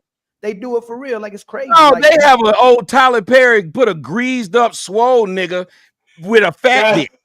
Exactly. Tyler Perry does that. I give you that. But when you watch the shows and movies, like they find the least. Never got a groove back. This nigga was what is it? They had one with they had who the fuck was that in a relationship with manly ass Queen Latifah? Oh, what was that? Common, yes, yeah, Common. The black films do it, but any else that's supposed to be normal, like life, that is always the ugliest black men and women they can find. They never put attractive black men and women in it. You gotta name them. They kind of like a Terrence Howard. The Orange is the New Black. You like the Orange is the New Black? Everybody ugly. What's the other show? The Alien. I never watched Orange is the New Black. I never watched that. Alien. The new that new Alien is fire, yo. Y'all gotta watch that. Yeah, you saw the TV show, right? Oh my god! The last episode came on today. It's better than all the movies together. Like it's you're going too far. You're going too far now. All you do is you see flashes of the Alien in other movies. Like, you know what I'm saying? Like right. That's true. Yeah. Let me say this real quick, because I heard some of the comments that the brothers was making earlier about the plight of the dark skinned brother, right? so I gotta point this out, man. For us light skinned brothers in the community, we are never considered the epitome of masculinity. Y'all realize that, right? Y'all some soft ass niggas. Go ahead. There you go. I ran a dark skinned nigga off the street. I ran a dark skinned nigga off the street. Don't forget about that, Ali. Ran that nigga off the street. Oh, hey, cross that line. Yeah, that's right. That was a dark skinned nigga I ran off the street. If you were a dark skinned brother, like say for instance, I can't never remember the brother's name. You remember the brother that played Luke Cage, right? Yeah. I know the actor. Yeah. So like when you got a brother like that, black people will say, you know, that's a strong black man. That's the epitome. You're never gonna hear Terrence Howard be described as a strong black man. Yeah, but you'll never hear you never hear a dark-skinned man called a pretty boy either. Facts. Well, I don't know. What about Dion? Dion was running around calling himself pretty boy all Dion who? Sanders. No, self-proclaimed. He's talking about by other people, not self-proclaimed. Yeah. Right. I thought he called himself Prime. I never heard him say. Yeah, he never called himself Prime. Floyd. Yeah, Floyd was Pretty Boy Floyd in the early days. It was close enough. It started with a P. It was close enough. And you remember Floyd? That pretty boy didn't work. He had to turn himself to money. Y'all would advocate. I know y'all would advocate. Hey, once that nigga went bald, hey Tommy, was that nigga lost their hair? He could be a pretty boy. The money up. He was winning all kinds of fights. He kept calling himself pretty boy. They were like, no. Unless I missed the segment, y'all wouldn't advocate for the light skinned brothers to get mistreated by the dark skinned brothers like y'all did for the light skinned women. I did. I said we're brothers though. We have. If you look at what we do, think about what kind of beef you really have with dark skinned men. Like you really don't. Right. No, we joke and stuff. We don't really. I don't have no beef with no brother. We actually become close friends. We do. Thank you. We do what they can. It started with, look at this pretty ass nigga. This nigga pretty think he pretty, and then we friends after that. Well, right, because after that white come out of y'all and y'all stab a few people. No. After we help y'all get a girl, after we give y'all some girls that's next to us, friends. Because I remember Sinbad was on my show. Sinbad said he had a joke. He said he used to say he grew up, you know, and they used to always talk shit about light skinned dude. He said, but then I had to finally tell him, don't let the light skin fool you. He said, because you have to ask this question: if it's a light skinned dude hanging around a bunch of dark skinned niggas, what did he do to get cool with the niggas? He probably did something. Yeah, he probably did something that was just because if you look at Bone Thugs and Harmony, the realest one is the light skinned one because he was Busy Bone. That's right. He don't play that. I remember I had a couple light skinned friends. The funk jumped off. They was ready to fight first. I had to calm their ass down. Because the light skinned brothers always have to prove something. Yeah, that's what I was about to say. We always got to prove something out there. All my best friends dark skinned, but my father dark skinned too. So maybe that's why all my best friends dark skinned. But remember though, as men, what do we respect? We respect loyalty and power amongst men. You gain that whatever color you are. We gain that. You could be the fat dude. Yep. But I think with us, with the men, it's not like with the women. With us, we'll crack jokes on each other, but it's lighthearted. It's never no it's never no real vitriol in it. Yeah, You know what I'm deep saying? Like, seated- it's no deep seated hatred. No grudges. yeah. No grudges. Like right. I got two homeboys that one is dark skinned, one light skinned, right? They went to New York and I hit them up on social media. I was like, why y'all ain't tell me y'all was going? The dark skinned one, he was like, why you didn't ask your man? I thought all light skinned niggas communicated with each other, right? So I'm like, word. I was like, yo, I heard they was shipping niggas from New York back to Africa, so you better watch out. Like, we joke like that. You know what I'm saying? Lighthearted stuff. But with the women, it's like they don't like each other. Yes. It's not a joke.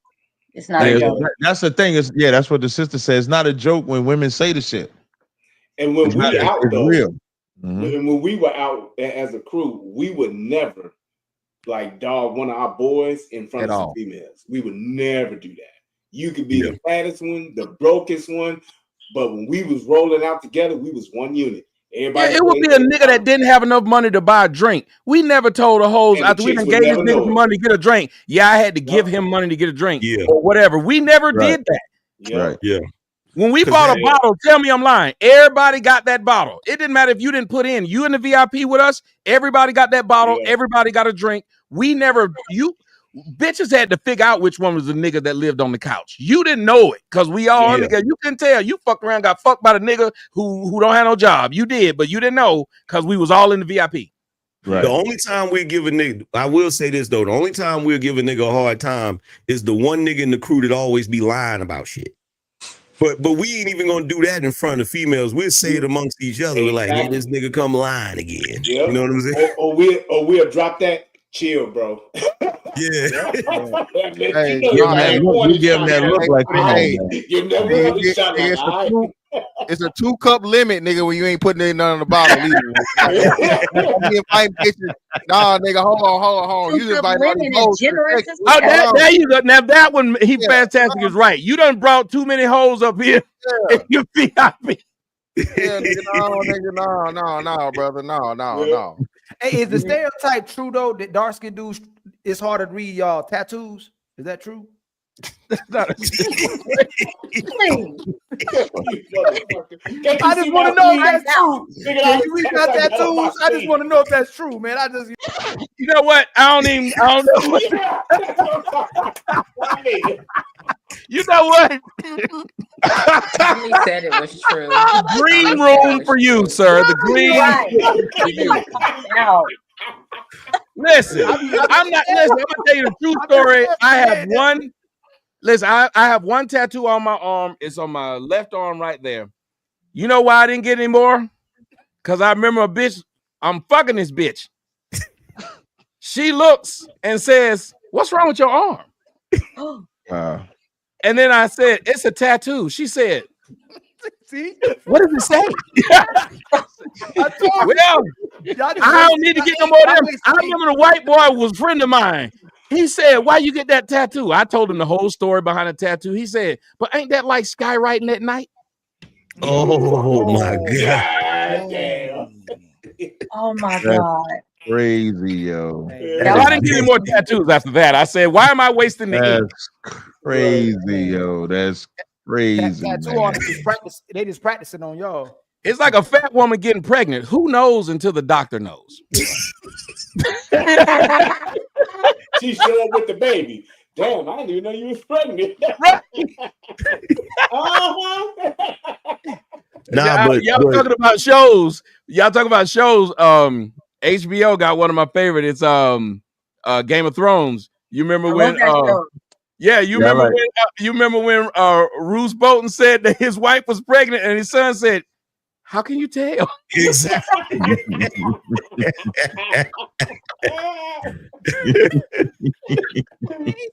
Oh man. Yeah, I like Game of Thrones. I do like. And Ali was right about that alien, the alien Earth. It is real, really, really good. It harkened back to the original two, to where they don't really focus on the alien, which gives you the feeling of they'll give you can look up the timeline to see where it falls, and it's like after not Romulus. It's before. It's It's before before Alien. Romulus. Yeah, it's before the first Alien. So they Yeah, give you before the, Alien. you know how they got the Alien, the Alien Covenant, Prometheus. Yeah. So it's somewhere between Prometheus and Romulus. It's somewhere in there in the timeline.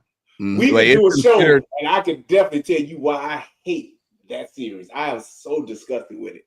But well, they've done a few things because you got two different the two main artists or the two main directors had different thoughts, and that's Ridley Scott versus James Cameron. So they had different thoughts of what to do with the alien, and Cameron changed the mythos and really went back to the original mythos.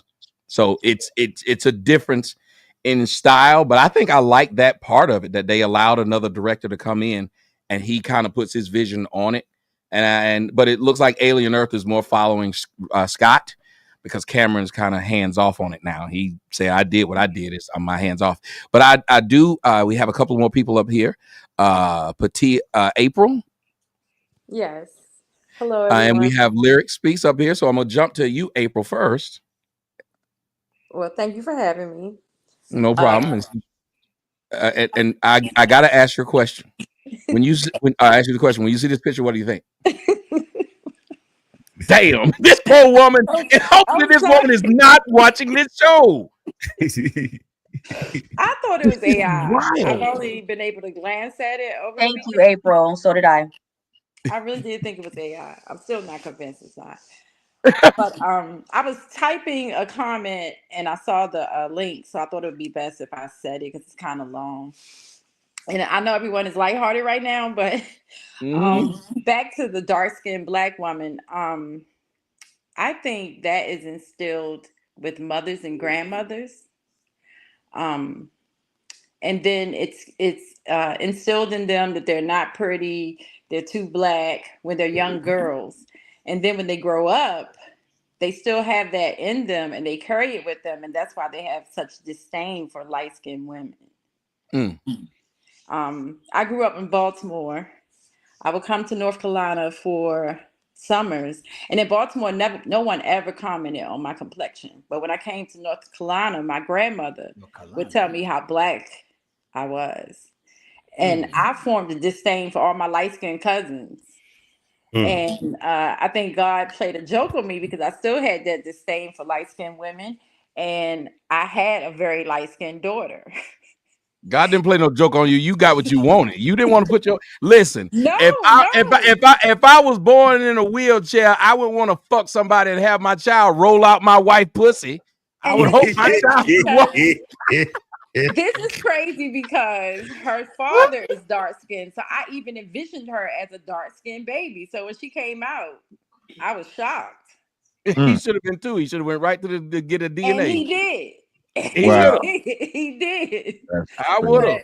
She never had color around her fingernails, and she's just now she's a woman, but she's a very light-skinned woman. And I had to get rid of that disdain because now I'm glad you talked about that. I want you to elaborate on it more. Sure. Because that is the true thing. I hated light-skinned dudes, not because of what they did to me, right? But because I saw them getting this attention from the people I wanted attention from, namely the older people, the women. When your own mama sit up there and call you Black as shit, but want to keep your light-skinned cousin, you start to have a hatred towards them. Yeah. And a lot of what you see with the youth, how they treat lighter-skinned people, the girls and the boys, is simply because of what you, like you said, when you hear your grandmama and your mama and your aunts, them praising that light skin and not you, all children want to be praised. And when they don't get it, they hate because they can't beat the adult ass, but I can beat this light skinned nigga ass on the playground. And he wondering, why am I getting my ass punched by this nigga out of nowhere that jumped on between and then like, I'm not fighting you because you actually did anything. I'm really upset that it appears that you are favored and I'm not. Go ahead and talk about that, dear. You're absolutely right. I remember years ago, I'm older now, but years ago, maybe 20 years ago, I was in a hair salon. I live in North Carolina now. And I was in a hair salon and this light-skinned girl, I knew her from when we were little children. And she said, do you remember you used to torture me? And really I had forgotten, but she even had tears in her eyes. She said, I remember I got my hair done one day. You threw water on me. And I felt so bad because I didn't even remember, but it affected her terribly. But that was just my goal in life, to make them feel bad like I felt bad. And she didn't do anything to deserve that. But because my grandmother wouldn't even let me go outside and play because I was so black. And really, I don't even think I was that black, but my grandmother had some internalized. Listen, I literally believed I was the blackest nigga on earth. I did. Like I from the stuff I would hear, I thought there's no nigga blacker than me. You know something, Tommy. When I was growing up, this is what I noticed, and y'all probably noticed the same thing. I never heard, like, I got cousins that are dark. Matter of fact, I got one cousin that's darker than you, right? And I used to listen to the stuff that was said to him about him being dark, but it was always from women. It was from the aunts. It was from the girl cousins. It was never from like the boys. Like, we never did that. You know what I'm saying? And because of that, because I got a bunch of cousins that are darker skinned. When we were little, us light skinned in the family, we had to hear about yellow ass nigga. Like, they was really upset. And it's like, bruh, like, I'm not doing shit to you. You know what I'm saying? Like, but because niggas was getting like constantly, like, bro, I heard so many black jokes about my dark skinned cousins from their mothers, from their aunts, like, sit your black ass down and all of that shit. I'm like, damn, bro. Well, April just told you, not only did I get told that by my own mom, I stopped my mom from seeing my daughter from the time she was 3 until the time she was 10. Because she said to my daughter when she was 3 years old, she said, you better stop letting that girl go out in the sun. She getting dark. I couldn't go. I like going out in the sun, get a little color. I mean, I do now, but when I was a little girl, it's the knock. Dude. Yeah. It is. It's the knock. My backyard with my shirt off so I can get all of it just darker. See, well, you have that option, nigga.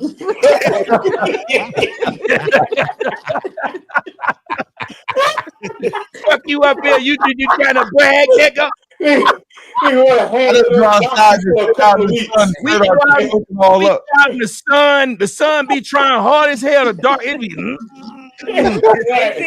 nothing happens.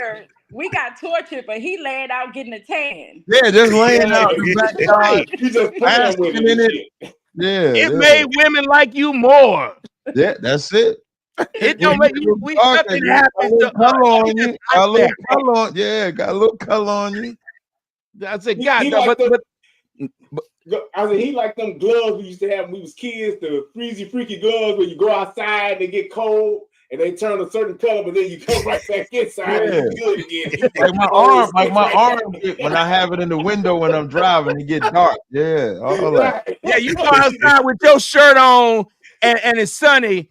Your inside is yellow and the outside is brown. You like that. I go outside with my shirt on, it look the same. It don't matter. Oh, yeah. Well, let's talk about this. Wait a minute. Let's talk about how y'all dark-skinned brothers can walk past the gym and get cut up.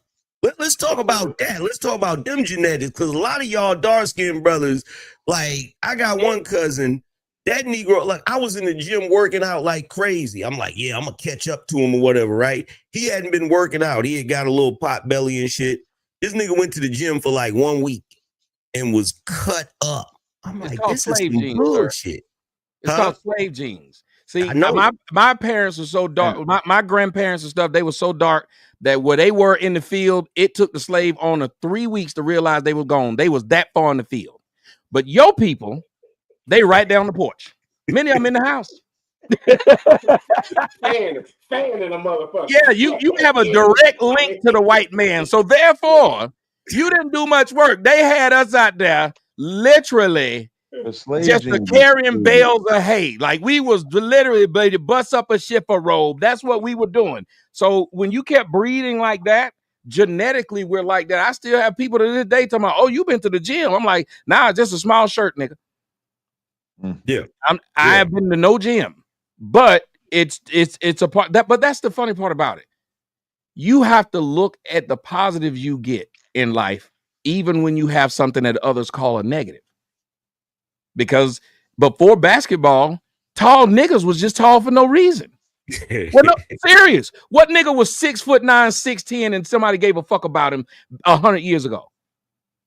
He was looked at as a weirdo, freak of nature. Yeah. There was a day in which people liked fat women instead of skinny ones. Why? Because a fat person, you knew they had money. Yeah, that's a fact. Yeah, fat used to be in. Yeah, tans. White people did not believe in a white woman would definitely not get a tan because a tan meant that she was a worker. Yeah. Things change, but you have to adapt to them. And I think that's why I was putting this up here, is because women have a harder time adapting than men. I think men, we accept our shortcomings. That's why when we're friends with each other, we'll call our homeboy fatty who fat. We'll call our homeboy. They had a dude that was in what was that movie about Pablo Escobar? They had a friend. They called his nigga name was Blackie. That was his name. We get called by who we are. Flaco, that's a skinny nigga in Spanish. That is what he was. We were accepting and we became that thing because camaraderie was big with us. Women don't have camaraderie. Think about this. You hear women say, I don't even get along with women. I get along better with men. All that means she like hearing niggas trying to fuck, but that's neither here nor there. She says this. I ain't never heard no man say I get along with women better than men. Never. And we love sleeping with them. And we still won't say nothing like that. We still get along better with men than women because once we sleep with you, they even got a word for it, post-nut clarity. I realize I don't like you. I realize I can't have a real conversation with you. I realize that you're probably dumb. Am I lying? I think let me ask you this though, because I've thought about this from time. So with women, most of the time their value system is just based on their aesthetic. The way they look, right? Which can be considered superficial, right? So is it possible that because women are always judged by a superficial standard, it makes them superficial? Yeah, that's why them talking about this motherfucker and saying that she wasn't ugly is a lie. They know what they see. They up here lying, and that's what makes it difficult to talk to women because men will say something. We'll have a homeboy, if he stink, we'll pull him to the side, tell him, you need to take a bath, nigga, you stink. Women will let their friends go out funky. Won't say nothing. No, your girlfriend smell like Joe's Crab Shack. You won't help her out at all. To the point of where nobody tells this stinking bitch that she's stinking. The first time you tell a woman, hey, let me, can you go in there and wash yourself before we have sex? Why? But that's because women are always in competition with each other. Plotting. Yeah. And if the woman, like I know chicks that hang around with chicks that ain't that attractive just so she's the most attractive chick in the bunch. They do it on purpose. Absolutely. They do it on purpose. Right. Like with us, we don't really, I don't think with us we do that because a guy can still pull women with his mouthpiece. He can still, get women off his charisma, personality, being funny and all of that. But with them, they depend solely on their aesthetic. Like it's always about the aesthetic. A lot of them don't have personality. Say it. Because they never had to have it. Yeah, they can't really hold conversations. Yep. Look at my body. That's it. That's my conversation with my body. That's why they always going to get surgeries, getting them dumb lips and things and getting them dumb eyelashes and getting them dumb, whatever it is they get, they have to go get their beauty. I don't know a nigga that wake up on Saturday morning and be gone from 8 in the morning to 8 at night going to get his personality. I don't know that nigga. I don't know that nigga that got every 2 weeks he going somewhere to get his personality together. Right. But they got to go every 2 weeks to get a whole makeover. Yes. And men will just take it. We'll just deal with it. And we'll improve ourselves. But just like a nigga like Too Short ain't never fixed his teeth. No, it's not about fixing his teeth. He like, fuck it. I'm out here because I'm short, dog. We will take something that's good about ourselves and we will maximize that thing. whether it's being funny, having the gift of gab, or having a great job, having money, whatever the case may be, we'll take that thing and amplify. Yo, he is so right. Will Ferrell has never fixed his teeth, and he's rich. We can name several men who rich as fuck and won't fit. They like this. What the fuck I am? Look how many balding niggas is still balding. He got money, but he just balding. Yep. But Tommy, he's right because men never. But Tommy, he's right because men have never had to live or been allowed to live in deception. Women are always allowed to live within the bounds of deception. All women are allowed to live within the bounds of deception. So if you're allowed to live within deception, you're going to continue living as a deceiver. So if I'm allowed to deceive you from the beginning, I'm going to keep deceiving you. Right.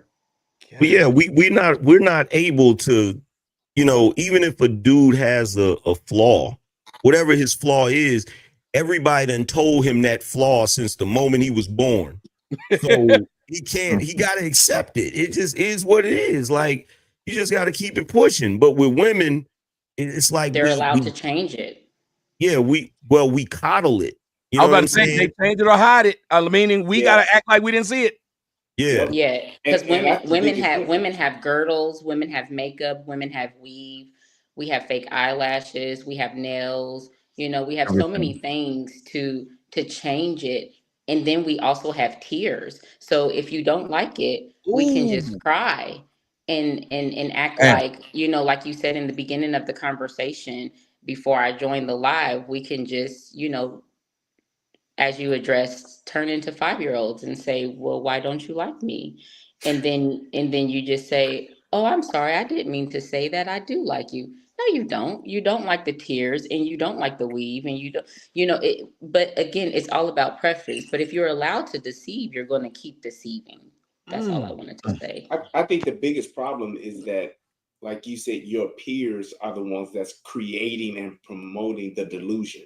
It's one thing for men to have, I mean, you can be a dude in a wheelchair and you're going to be like, yeah, I'm in a wheelchair, but I'm going to make sure I have the latest Jordans on. But we all know you in a wheelchair, bro. The thing with women is that you'll have that woman that could have chest hair and y'all won't be like, bitch, you need to cut that. I know you got it, but you need to cut it. Y'all will just sit back and say, girl, do you be comfortable in who you are. Yeah, but they talk about that bitch behind her back though. They phone as soon as she like that leaves. gay dude. I don't know. I don't watch that stuff, but it was a gay dude, and they called this nigga Rolling Ray. He was in a wheelchair, wasn't he? Yes, a hot mess. Wow. In the moment the one girl does hold the other one accountable, or if you do say something to somebody, I've always been a loner, or if someone hears me speak, I'm gonna be a pick me, which I feel like being picked is a good thing, but nowadays it's a bad thing.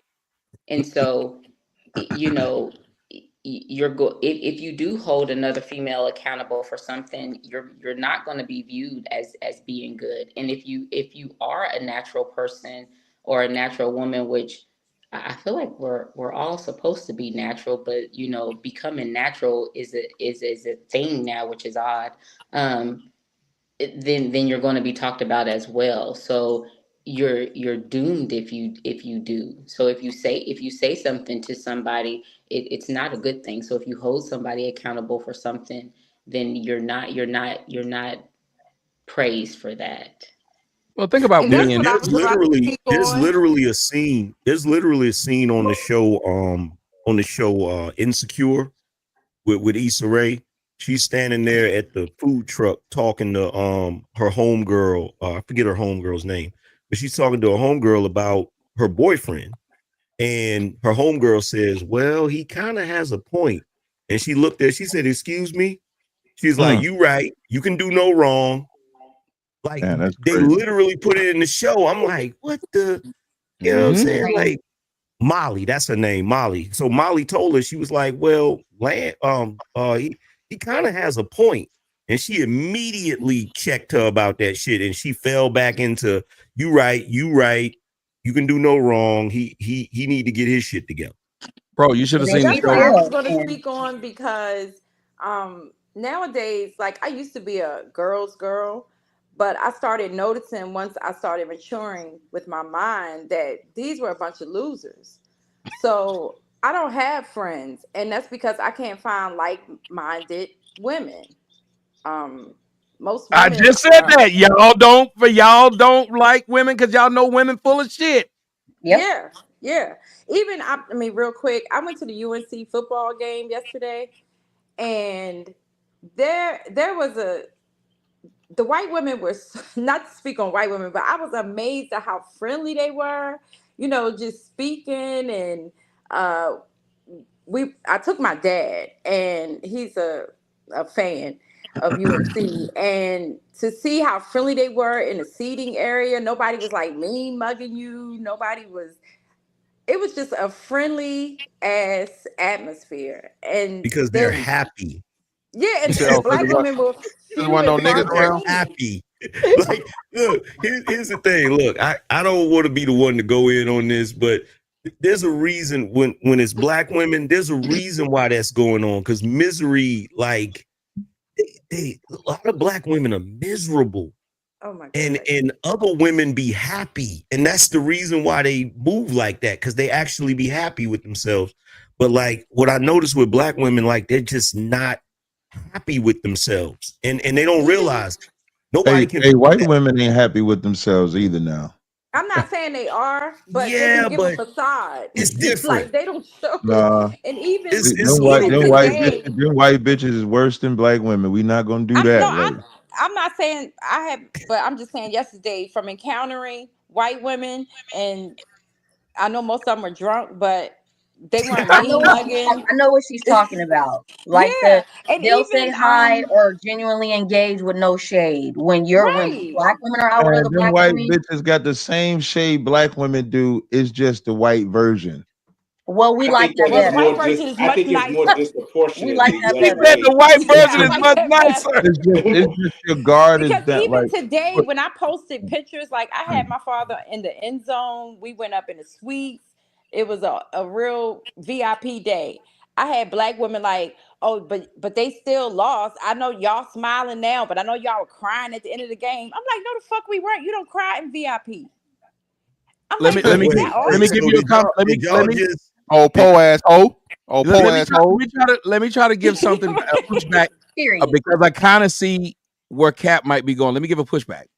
Remember what we said earlier about how when a woman doesn't feel threatened, she can easily give you a compliment. Well, white women ain't threatened by black women, so they don't mind. So Cap might be right. When they see another white chick, they are bitter. That's why Mean Girls is a real movie. So they do yeah, they just don't see you as a threat. So they give you a compliment.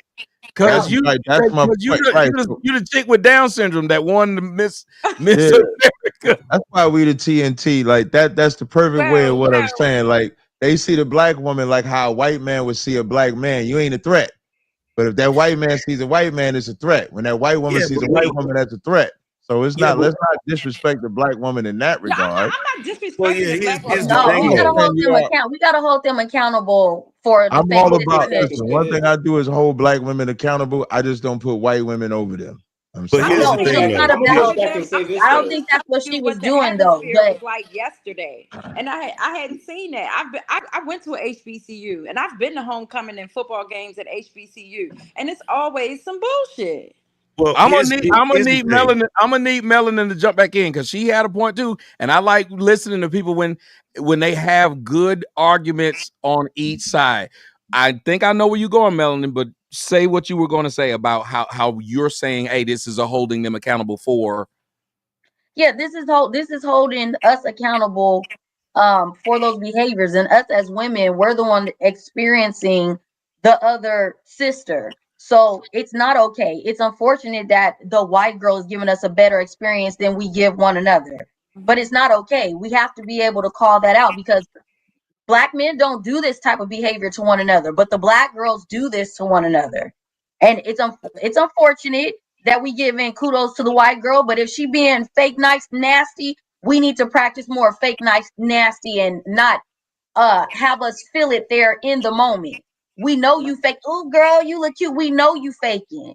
We know as soon as we walk away or turn around, you got something smart to say. At least the white girl got enough common sense to wait till she get her ass back in the house. Well, here's the thing. I'm gonna say this. Look, here's the thing. I got to point this out, right? So there's always levels to shit, right? So this is not me trying to put white women above black women, anything like that, but there's levels to happiness. You feel what I'm saying? There's levels to happiness. There's levels to being miserable, right? And what I've noticed is even though white women definitely got their bullshit with them, they generally have a more upbeat personality about themselves. They're generally more jolly, if that's the best term to use. Like, even if they're being fake, they'll keep up appearances in public and be polite and nice. Whereas sisters, a lot of times, they don't give a shit. If whatever they feeling in that moment, they're gonna make sure everybody know they feeling that shit. And even if you try to be like, well, damn, sister, you all right? Don't worry about if I'm all right, nigga. They gonna let you know off the rip. And there's something to be said about being honest, but there's also something to be said about being polite. Like, everybody don't gotta feel what you going through every day. Or being couth. You gotta have some. Yeah, I think that's what Melanin is saying, and I feel Cap. That's why I made the argument with him.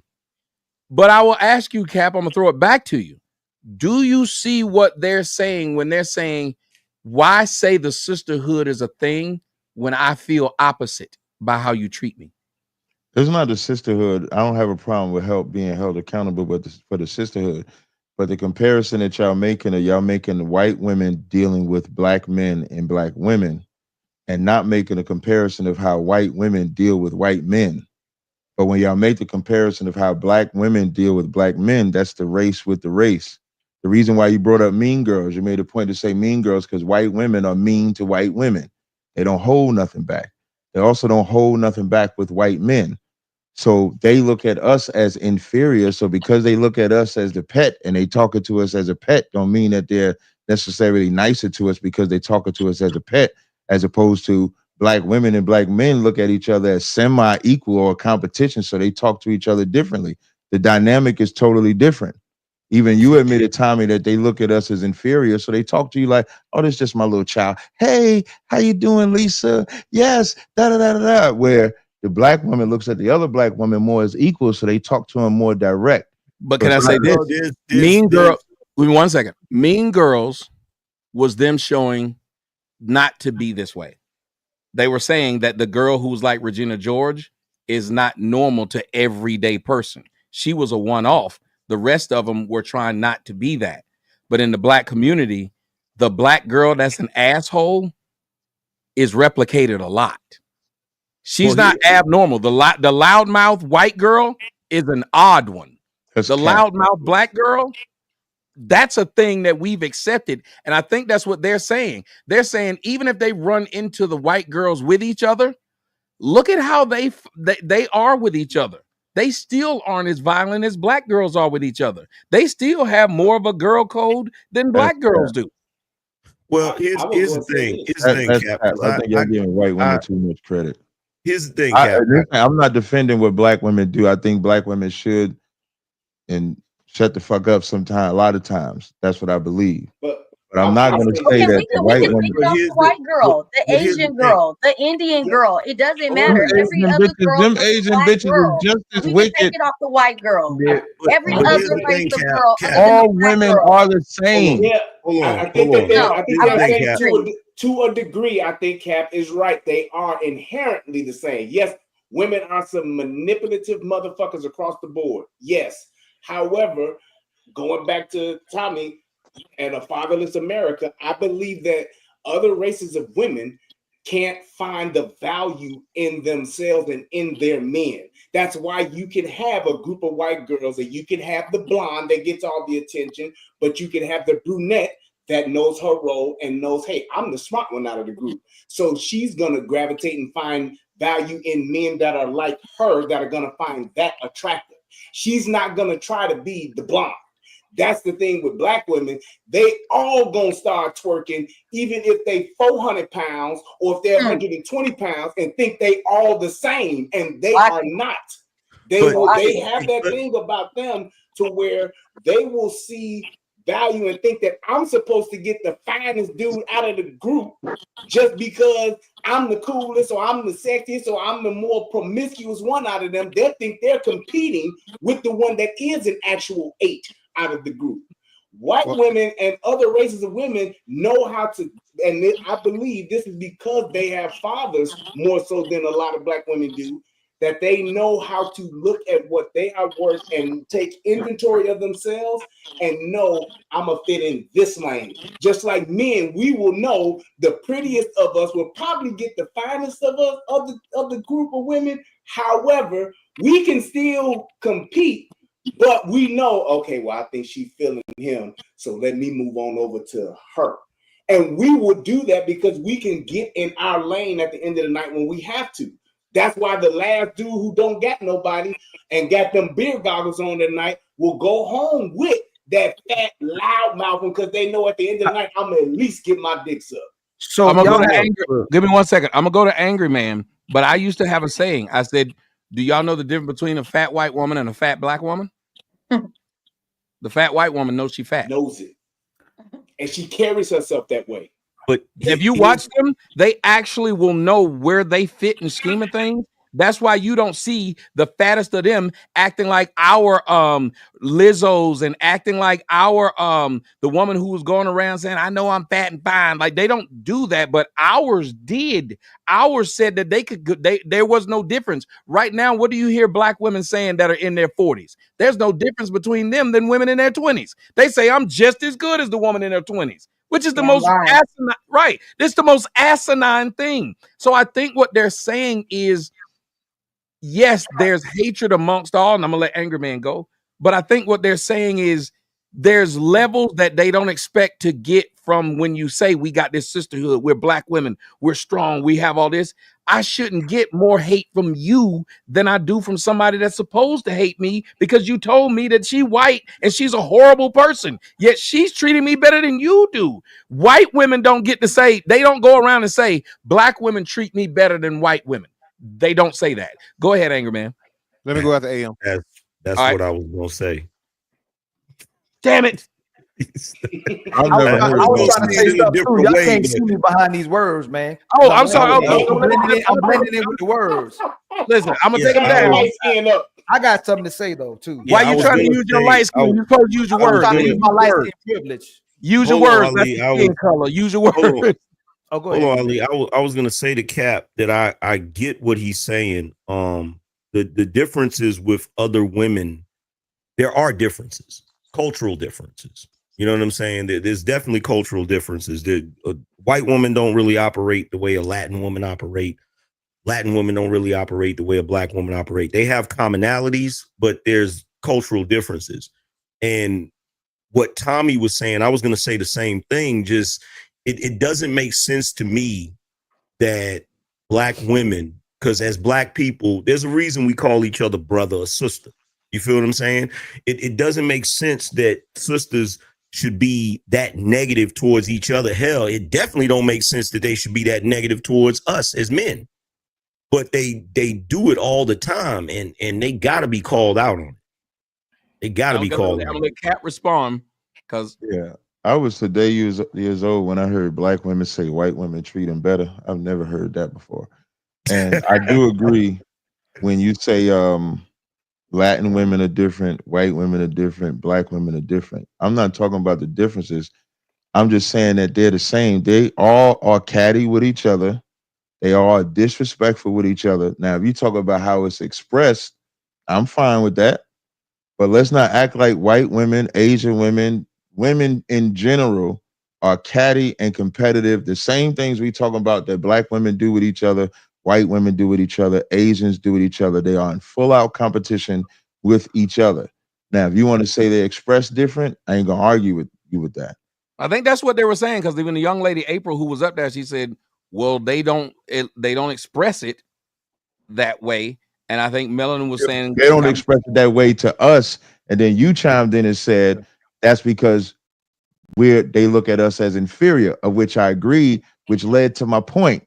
Like, we think it's a one-up because they look at us as inferior so they could talk to us lesser. But to their peers, they don't talk to their peers like they talk to us. All I'm saying it's the same thing that happened light skin, because my light skinned friends who I used to hang out with in college, one of them, I remember we were having a discussion, and one of the friends told him, said, Tommy, tell him you know so-and-so. And I said, yeah, I know her. I didn't know my light skinned friend was trying to date her. And they said, tell him what happened between you and her.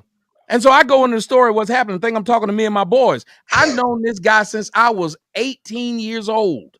He stood up at the table and said, she'll never fuck a black, ugly nigga like you. This was my best friend. Damn.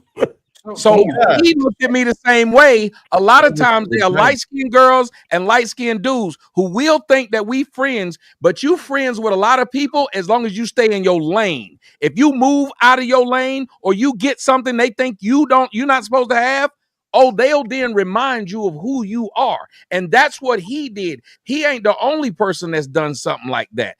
Men will a lot of times try to remind you. That's what happened when I was on one of them other spaces. I ain't gonna say nothing, but they try to remind you of who you are to try and make you look a certain way. Right. And maybe that's what some of the white girls might do. Because if a black girl starts to get some of their men, then you're right, Cap. Maybe they'll start to then say, this nigger bitch. They'll start calling you the names that you ain't used to hearing. My bad, Mr. Fantastic. Since I called your face. So are you going to protect these nigger bitches? No. And if I could, I'll take 10 seconds. I ain't defending the black woman as far as her attitude. I'm just saying these white bitches is the same. That's all I'm saying. So I'm co-signing. I'm co-signing. Oh, you hold on. Let me I'm noticing. I'm noticing. He asked for it. That's why I'm noticing. You saying you get cut off all the time? I done been quiet. Light dark. Yeah. Light dark. This is a black space, Ali. That's crazy. Light dark. Like yes. We can't have too many light skinned niggas speak at once. Yeah. I'm trying to bring some light into the conversation. You know what I'm saying? But you gotta watch them, Tommy. They gotta keep. They trying to take over. They gotta keep the narrative going. Hey, y'all think they gotta keep the narrative going. Y'all don't want to stand in line. Y'all used to skipping the line. No, not tonight. Hey, Ali, they gotta keep the narrative going that they back in style. Oh man, there ain't no narrative, baby. That's true. Yeah. Project Pat said that back in '97. God said, "Let there be light." You know what I'm saying? But nah, man. I disagree with Cap. Because I understand the whole thing that all women are women, of course, right? All men are men. But we know, would you ever say that we the same as Asian men? Hell no. Would you ever say we the same as Indian men? Hell no. Right? Fucking night and day. So what we're saying is, when it comes to white women, Asian women, Hispanic women, all those other groups of women, first and foremost, they have a culture to where they have to respect the men, right? They have a natural respect for the men. A natural respect for the father, importance of the father. They support that. There's exceptions to the rule, but overall, the majority of them understand the place of where the man's supposed to be and how you need the man in order for your race ultimately to compete. And if some shit was to go down, to win. All right. Encouragement, support, all those things. Another thing, public image. Black women are completely, totally fucking oblivious when it comes to public image. They don't give a fuck. Okay. Somehow, some way, we got Sexy Red out here, the top rapper, and she was promoting STD flavored lip gloss, right? Black women were out here talking about eating man ass. Gladly. STD flavor is nasty work. That's what what is the STD flavor? Hey man, that's what it was, man.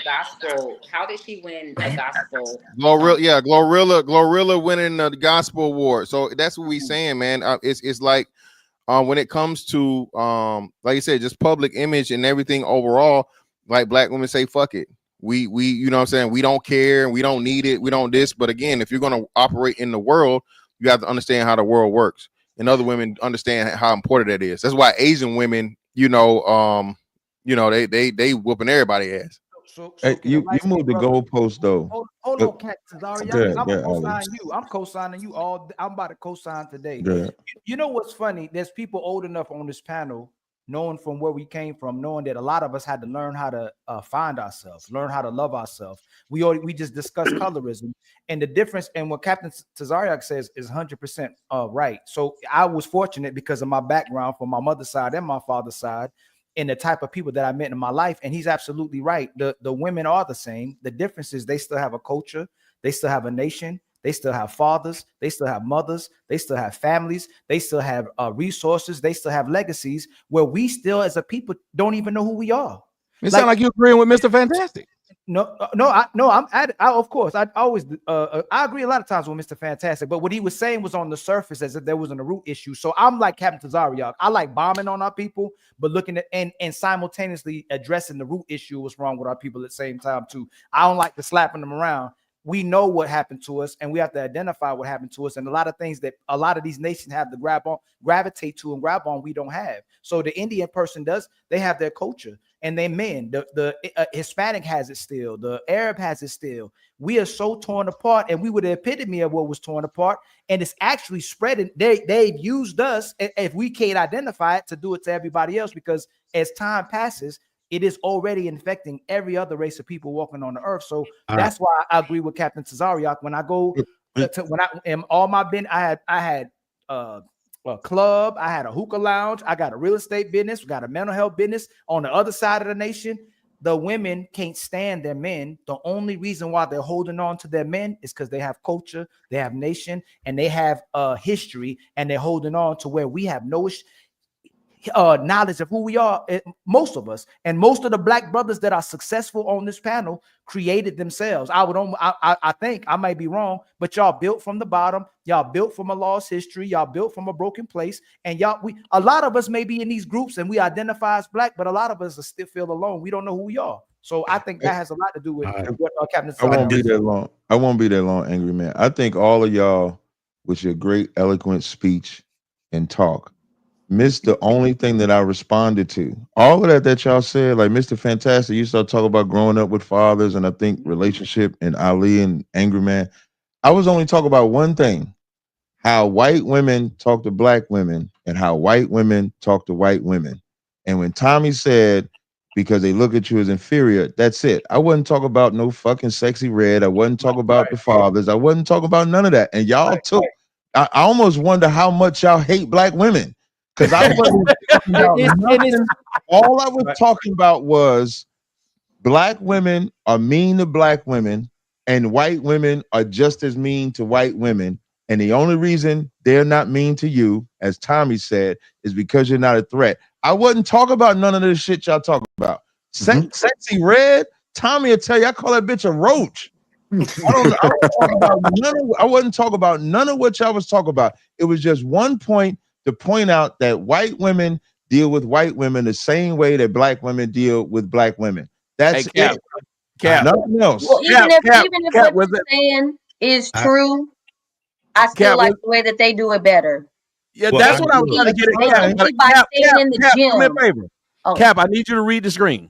I read it when you put it up there, man. Look, I don't disagree. But now, whether I dislike or like white women, white men, whatever, doesn't take away my common damn sense. And I've seen white women be vicious to white women. I've seen it.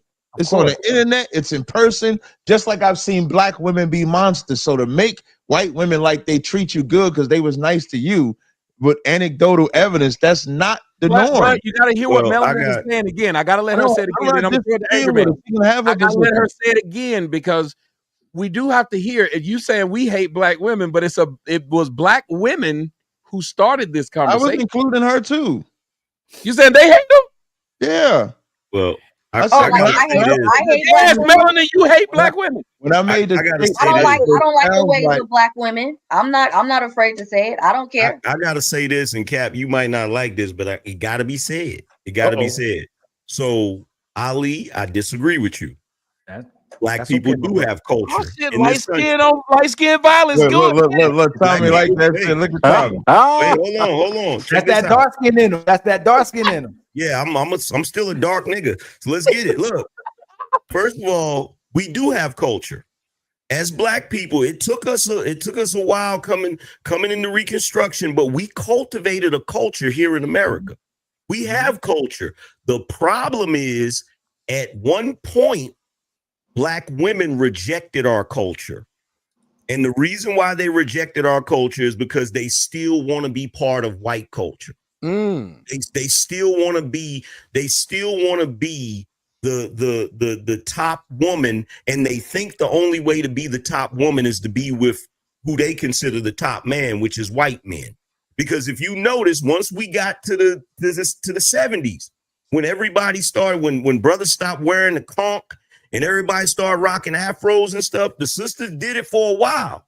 But then they went right back to the relaxing the hair. They went right back to all it. They joined feminism with white women. They rejected the little bit of culture we cultivated for ourselves. Yeah, but we gotta go. I'm gonna let you go, Ali. But I think that that women, Angry man, you use all my talking points. I'm sorry. Well, I those think are all my talking points. Word. I think Black women are, just to say what Melon was saying, I just think Black women find Black women to be an easier target and to be meaner towards them, which I can then understand. Because today I put up a post. I said, I've been called coon more than I've been called nigger. Yet Black people want me to be more mad at whites than Blacks. Why are the Black people saying a more racist slur towards me as easy as we disagree? Now, maybe the white guy is afraid of doing it because he don't want to lose his job. Maybe the white girl is afraid of doing it to the Black girl, or doesn't want to do it because she doesn't see her as a threat. But you have to see what the human emotion says. The human emotion says I still would gravitate towards the person who's treating me better than the person who's treating me worse. Right, but yeah, and to cap, I know there's a lot of points we agree on. Matter of fact, we probably agree on more points than we disagree on. You feel what I'm saying? My thing is, I get where you're coming from. You feel me? As far as white women talking down the Black women. You feel what I'm saying? Because that's part of the reason. That wasn't my point. My point was only that white women are just as evil to white women. Yeah, that's what he was saying. Yeah, the only thing I said. Ain't nobody listening to Cap, huh? Yeah, nobody. Black women are asking because white women are evil to white women. You're proving my point. I got that part. Y'all ain't shit I said. Oh, I got that part. I agree with that. Women. That's it. No, I got that part. I agree with and that. Ali said y'all ain't letting him talk, and he's sick of this shit. Wait, hold on for a second. Go ever let Ali, because Ali do need to jump in. I think I'm the last. Wait a minute. No. Ali and Cap, we got to get it together. We looking You're bad in front of the Cap banana colored. Now come on. That's the light. We looking bad in front of dark skinned niggas. Let's get it together. Go ahead. You graham cracker color. Cap banana color. I think the thing is from what Cap is saying. Damn, you done cut him off. I got that.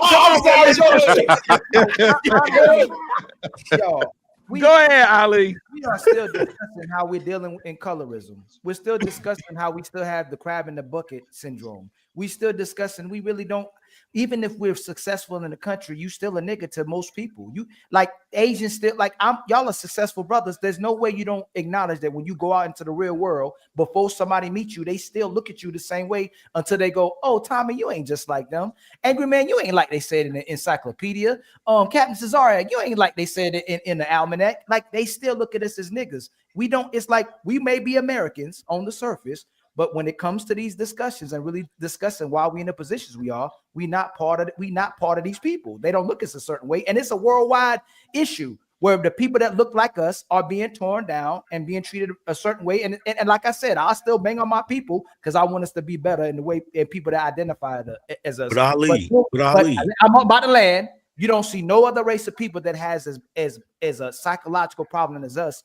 as us standing in other groups of people, rocking with those people and looking down on their people. When you see people even coming amongst us, they still love their people. Where when you see us leave and be in other groups, we actually down in our people. So we have a psychological issue where we go along with everybody else but our people, where the people who look like everybody else, they always align with their people. Even if they supposedly fight with us, they still go back with their people. Yeah, name me another. Hold on, I'm not about to land it. Angry man, I promise.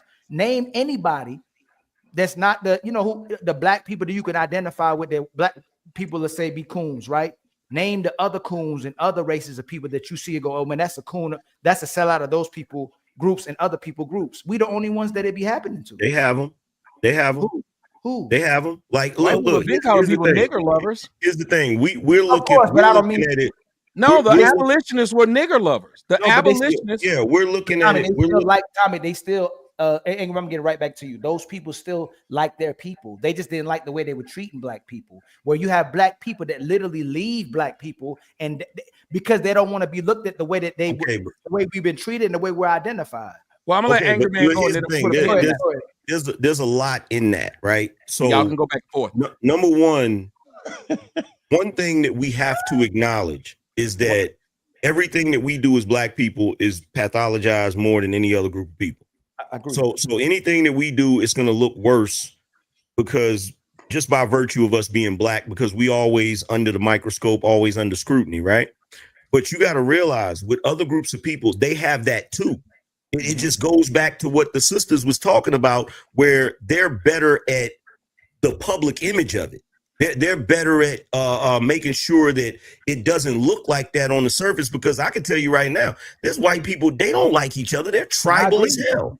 I agree. They're tribal as hell. So my thing with us is I think we always discount ourselves as far as the cultural piece of it and saying that we don't have culture, but we do have culture. We definitely have culture. And when you're talking about how there's groups of us that, treat each other a certain way, we really got to start looking at the difference between black people and niggas. We really got to start looking at that, because there are plenty of black people that don't have a problem with other black people and don't do certain things spitefully to other black people. But then we got another sect that constantly are doing messed up shit to each other. The difference between us and say white people is they kind of have like a little separation. Like when you look at the trailer court white people, they don't like the yuppie white people that go to freaking the Hamptons and shit.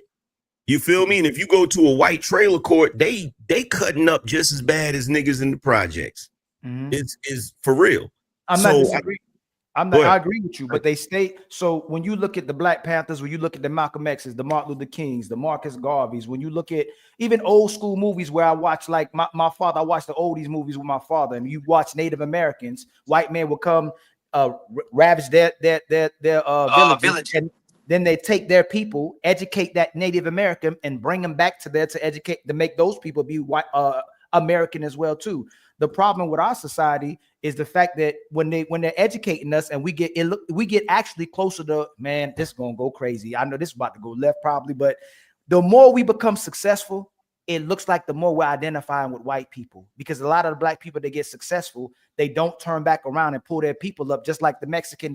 Listen, y'all see it too, especially you doing real estate. These Mexicans come over here, get each other beer, and help each other renovate houses, not even charging each other. The Jews are building with each other. The Indians are building with each other. The Arabs are building with each other. We get to a place and go, woo, I'm happy I ain't Angry Man anymore. I'm happy I ain't Captain Zaryak anymore. And I do get the ones who will go, niggas don't want help. Niggas don't want to prosper. We try to help these niggas. They don't want to listen, right? But they still go to their groups. And I'm going to land on this.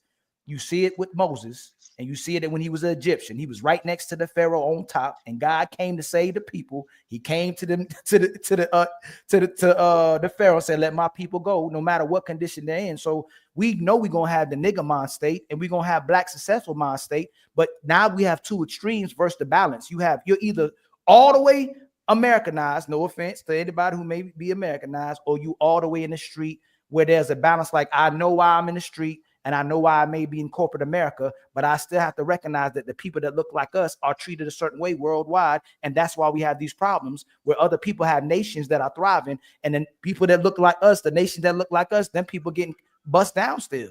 Ali, don't forget also that when Moses went back to get his people, they and took them out there into the wilderness, them niggas got to cutting up and they had to kill some of them. Don't forget that part. Sorry, y'all.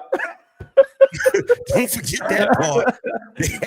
He had to, and they ended up still having to wander in the wilderness because they screwed up so bad. So look, here's the thing with black people, when we become successful, and it's crazy work that we would associate success with whiteness.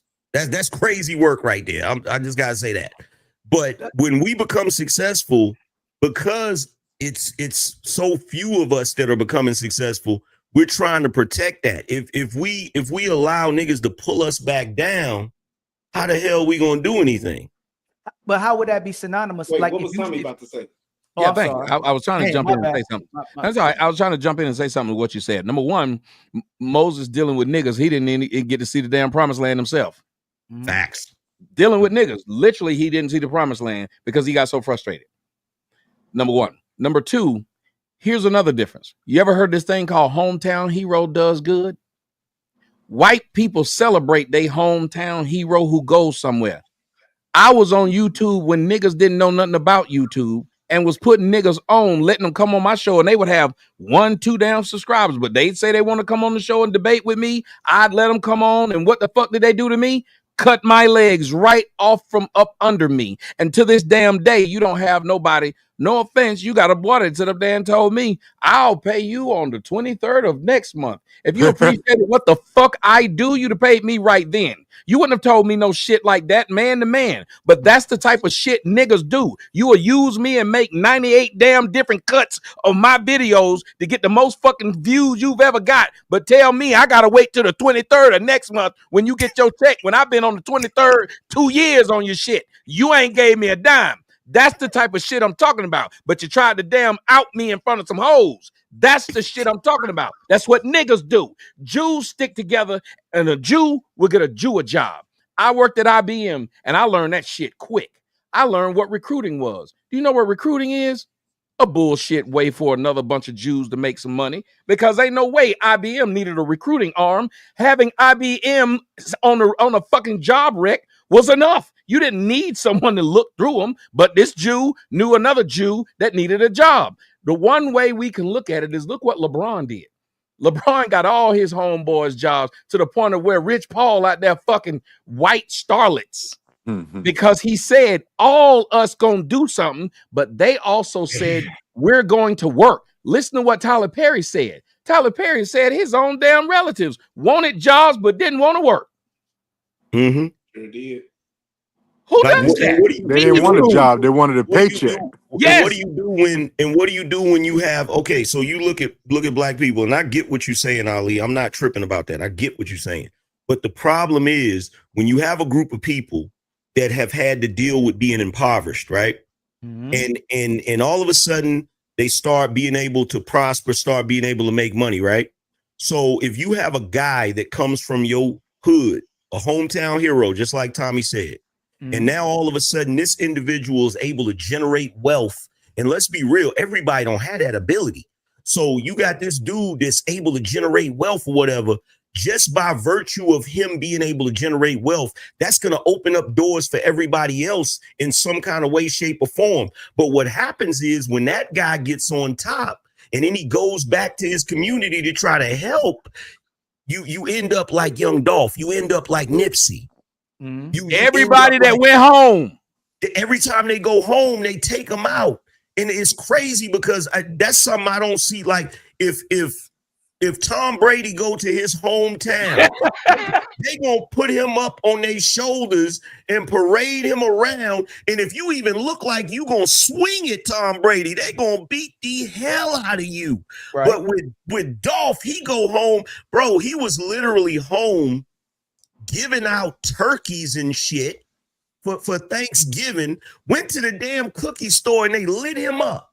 Nipsey, Mo3, here in Atlanta, Trouble. All these niggas get it at home to the point of what Boosie said he left New Orleans because he knew he was gonna get it in New Orleans. Yeah, it's not like they was in some rival territory or they was near the op. They was actually in their home. At home. Wait, hold on. Come with the territory. But they ain't leave the life though. But you can't live the life. You can't live that life and not expect what comes with it though. Like Nipsey lived the life. Nipsey was just arguing with a nigga and lived the life. Same thing with Dolph. That brother, I think the last brother you mentioned, he was fucking somebody else's woman. Listen, that's semantics. I think the common denominator though with all of those things is just from a cultural perspective, you talking about because when you say Tom Brady is a football player. Tom Brady is not living that life. LeBron built his school. Yeah, but when you're talking about men that are raised by women versus men that are raised. No, you're spinning now. You're spinning. No, but everything you talking when you talking about a Tom Brady and his community and where he came from, you gonna find more fathers in the home than you would from. You said what? The brother just said you're spinning because the brother said when they come back to their hood and he named the young Dolph and Nipsey and all of them and the brother that got the Mo3. Mo3 had just shot up somebody else's car. Yeah, that's why they bring up Mo3. These are not niggas that went to their neighborhood in a positive role. Okay, so what did Ice Cube do when he got robbed by his own people? What did he do? No. But see, this is what we doing wrong, right? We conflating, right? So no, hold on. Let's be very intentional, right? Let's start the first one. If I thought that way, I would have hated niggas too. I couldn't stand no dark skinned dudes. I wouldn't stand no light skinned dudes. It was hard. We had to fight to be black. Like I had to fight the black people going, man, that nigga black. Like I went through a lot of things in the black community because the way I look, me and my brother both, the stuff we wore, because we were nice kids. They're like, damn, these niggas, they nice. Why y'all always smiling?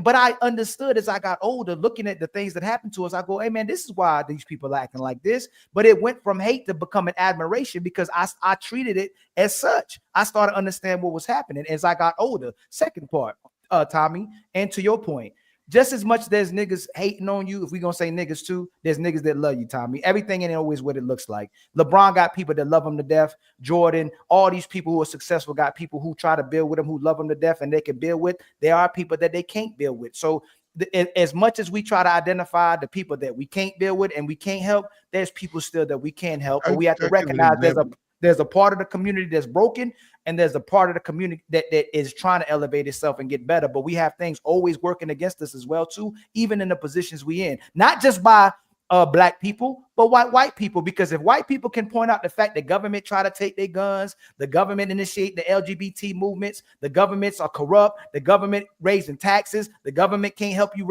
get a house, get a car, then we have to recognize if they go into issues, they just don't put race on it. We should recognize there's issues amongst our people as well, too, with the pros. You and Cap are more, I'm going to let Cap go. Yeah.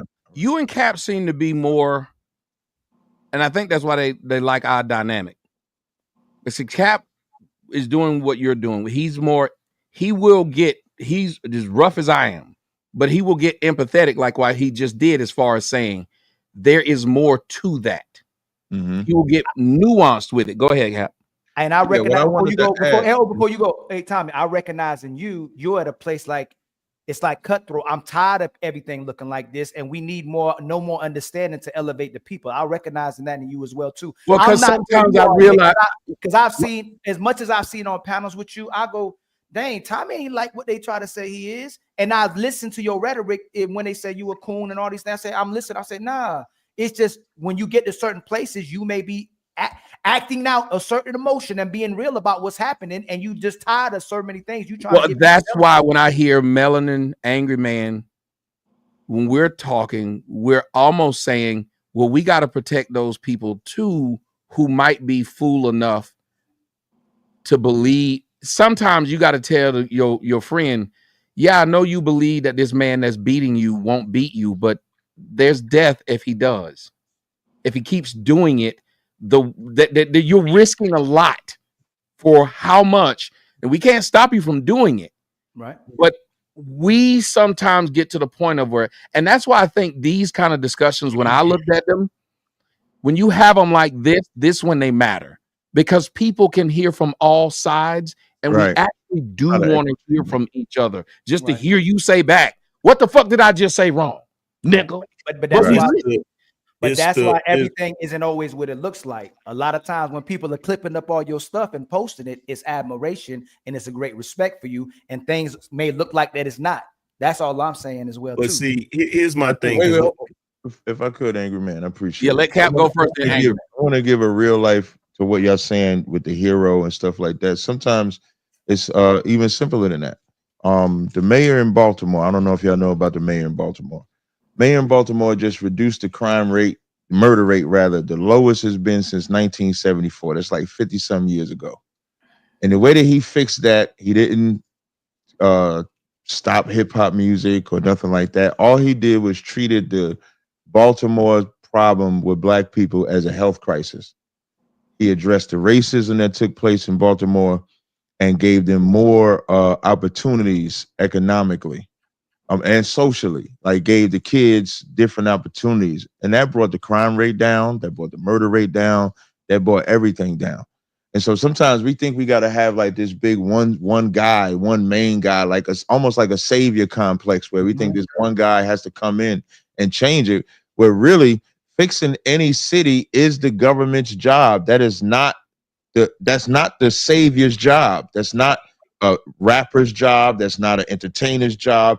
The mayor that you voted for, the governor that you voted for is supposed to take care of the city. And this mayor did it to where that's the lowest crime rate. In Baltimore was a cesspool, if anybody knows anything about Baltimore.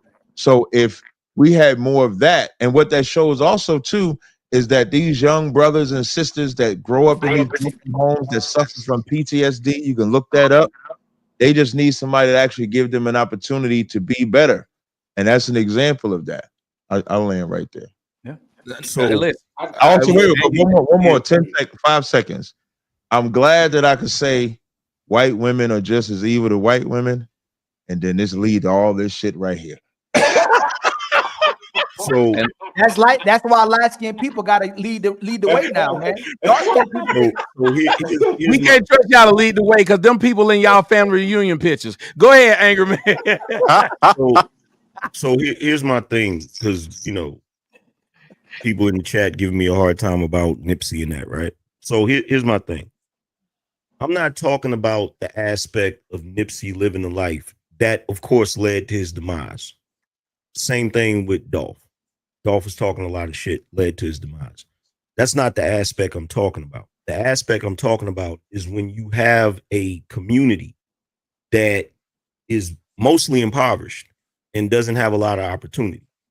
And then you have one person that gets a lot of opportunity, makes a lot of money, and just by virtue of them continuing to be alive, they're going to end up opening up opportunities.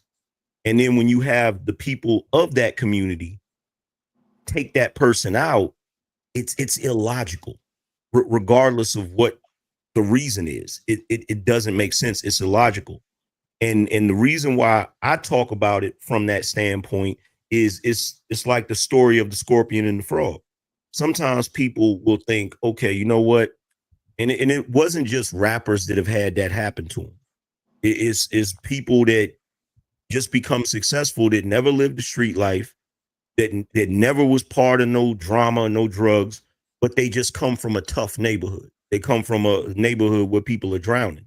And you know as well as I do that when somebody's drowning, you got two choices. You can jump in the water and try to save them, which they can end up pulling you under and you both drown, or you can toss them a lifesaver instead of just jumping in there with them.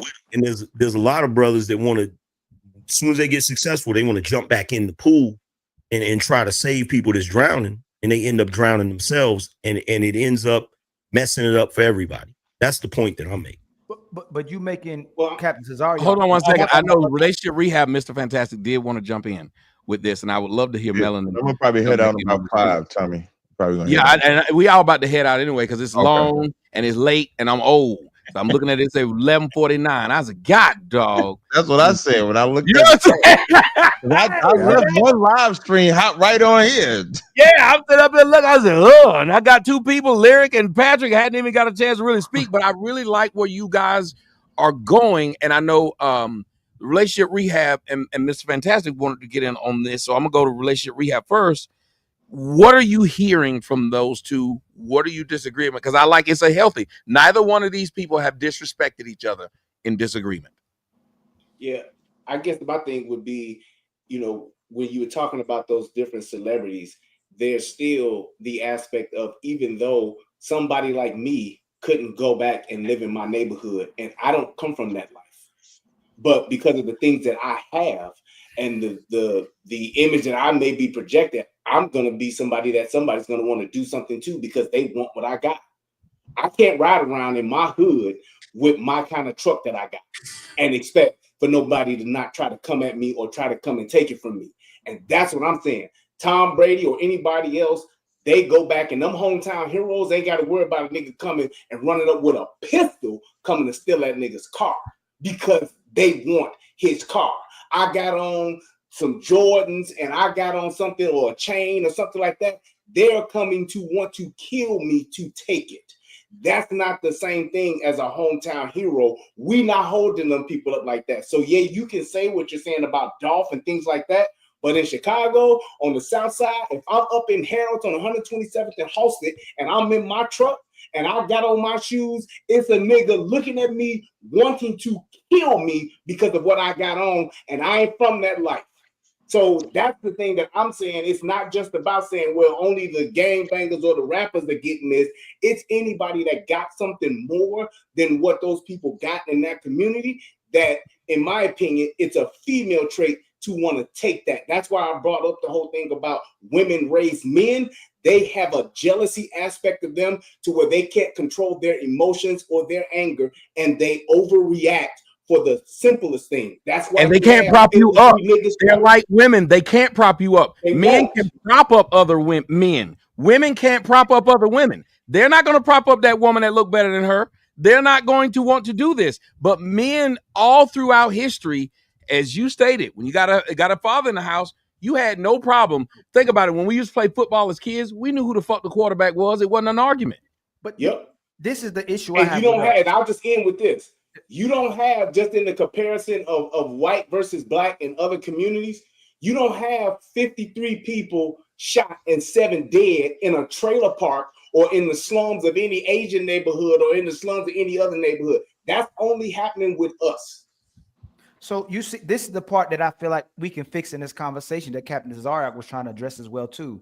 Why don't we then? Why is it wrong to say that a white man is trying to shoot me if a police officer white shoots me? Why do we say that the system is the part is causing me to get shot, or that Tyrone shot me, instead of saying the system, they'll say the system shot me. Hold on. So let me start over so y'all understand what I'm saying. He literally said the community is trying to kill me. Donald Trump they were trying to terminate Donald Trump, but we'll say that an individual was trying to terminate him. We didn't say the white people were trying to kill him. And we do the same thing. We do the same thing when we talk about police officers trying to kill us, we'll say that's police brutality. We'll say it's the system doing it. We won't say it's white. Why are we taught to say our community is trying to kill us when most of the people in the community not trying to kill us? And it's like it's embedded in our mind, it's in our heads to look at it that way, that black people trying to kill me instead of he tried to kill me, where most black people ain't killing each other. We have to address that part about how we psychologically keep addressing things as if the black in us is doing it. But then with white people, we go, oh, that's systematic.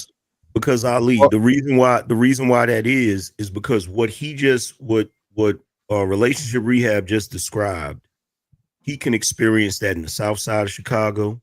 He can experience that in LA. He can experience that in Detroit. He can experience that in New York. He can experience that everywhere that we exist as black people. He can experience that. Like where I'm from, like certain parts where I'm from, I know everybody that's about that life. Right. And I'm cool with them. But I still don't trust them to be around them driving around in a freaking Corvette. It's looking like new money. You know what I'm saying? Because I understand, and keep this in mind, because I understand the plight of some Black people. I understand that they don't have, in their mind, in order to get, I'm going to have to take from somebody else.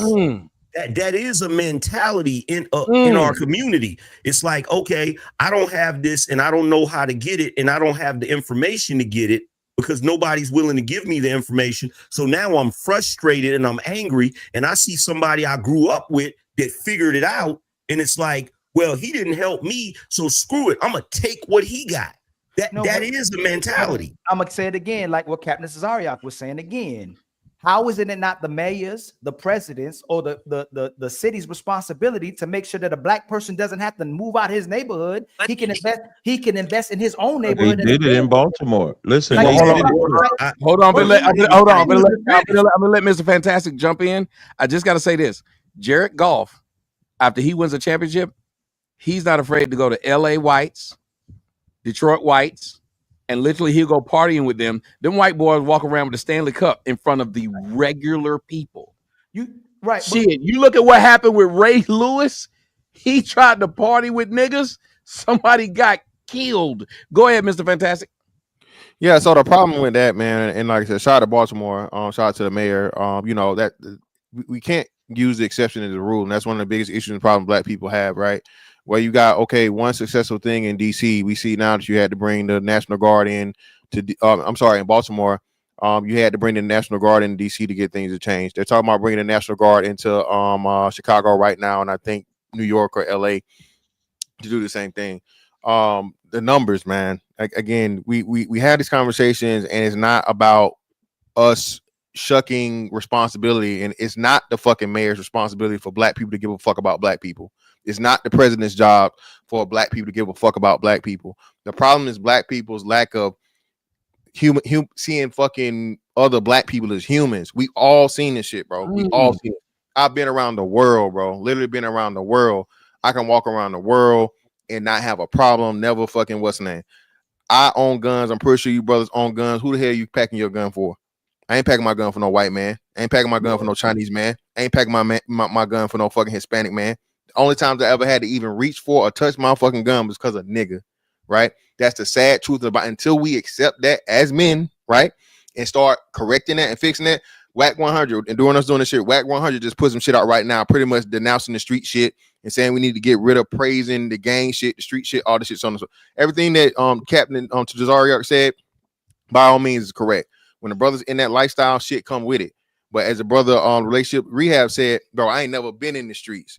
And I can't motherfucking just pop up in certain parts of Memphis. I can't just fucking walk down certain streets in Chicago. Hell, I'm from Georgia. I can't even fucking do this shit in Atlanta. Even parts of Macon, where I'm from, right?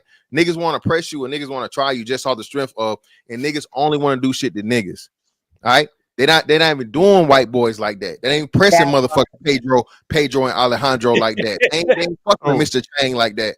So that's the problem I'm having, man, as to where we want to take the responsibility off of, and not when I say us, I'm not saying us, of course, because we not involved in that thing, but the niggas that do it, you know what I'm saying? We have to fucking push that shit out, man, in order for us to get better. It's a cancer to the community. This is what I'll say. Like, when you say we can't use the one example of Baltimore, it just happened this year. So that's the example that should fan out to every community. They should be looking at what that mayor did for Baltimore and then let that trickle down the other one.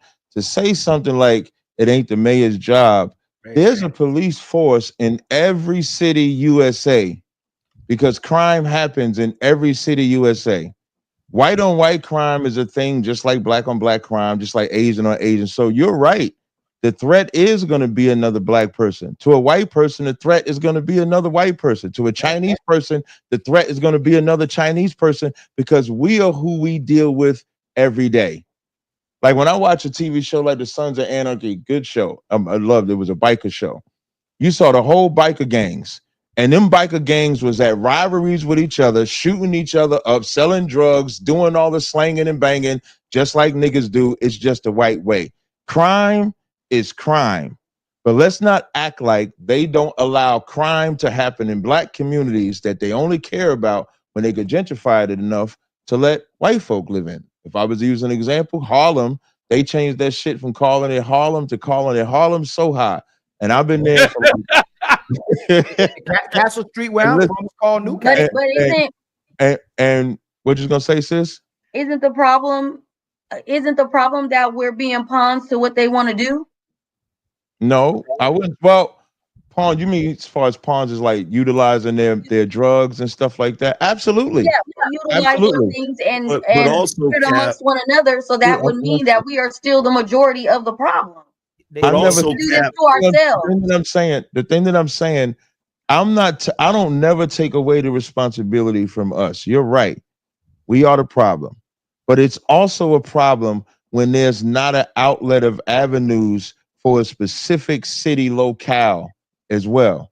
Even when you give the example that you can't go through your neighborhood with the type of vehicle, you can't. But then there's some people that can. I got a wife in Chicago. I ain't gonna name them all, but I go to these different do a license flex, right? Yeah, I was about to, I ain't gonna do it. I go to these different places. And when I go to these places, I don't have that problem. And I got a nice truck, loud truck, system in it. I did have a problem in New York one time, but I don't have that type of problem. But you can have the problem and you can't.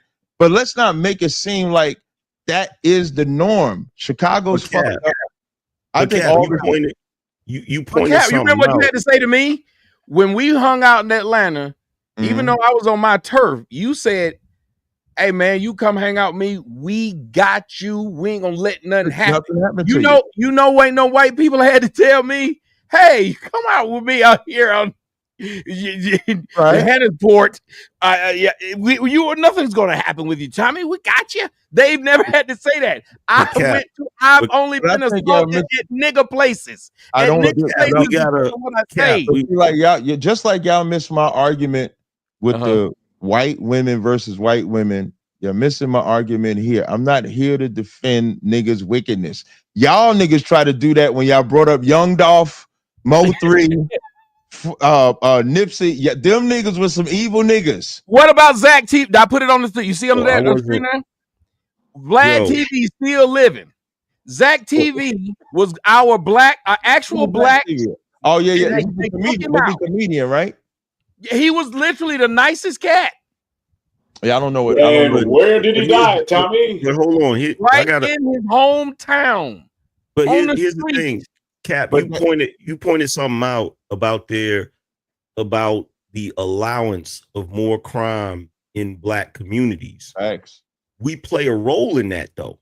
I'm not taking away the role, but if there was more, why did Baltimore reduce their effort? Because they cared enough about the city. Yeah, but two things could be right at the same time. We are a wicked ass people, right? But we require the discipline to correct that wickedness. And if you can use Baltimore as the example, that's the freshest Baltimore just happened. They was called a cesspool. And that mayor got involved, the people got involved, and when the people got opportunities, and the fact that they cleaned themselves up tells you maybe these kids are this way because they don't have an opportunity. We already come from broken homes, fucked up drugs, whatever you want to call it. We on all that shit. But if they're given an opportunity and they can change, instead of looking at it as a 1-off, let's make it a 2-off. Let's make it a 3-off. Let's make it a 4-off. Okay, I get that. But the point that I'm trying to make is that whenever we talk about policing the black community, we have like this thing where we don't want the police policing the black community because we make the assumption that all the police are going to do is be, they're going to brutalize everybody, right? So you have situations where, like right now, you got calls for the National Guard to come to Chicago. You literally have black people saying, no, we don't want that.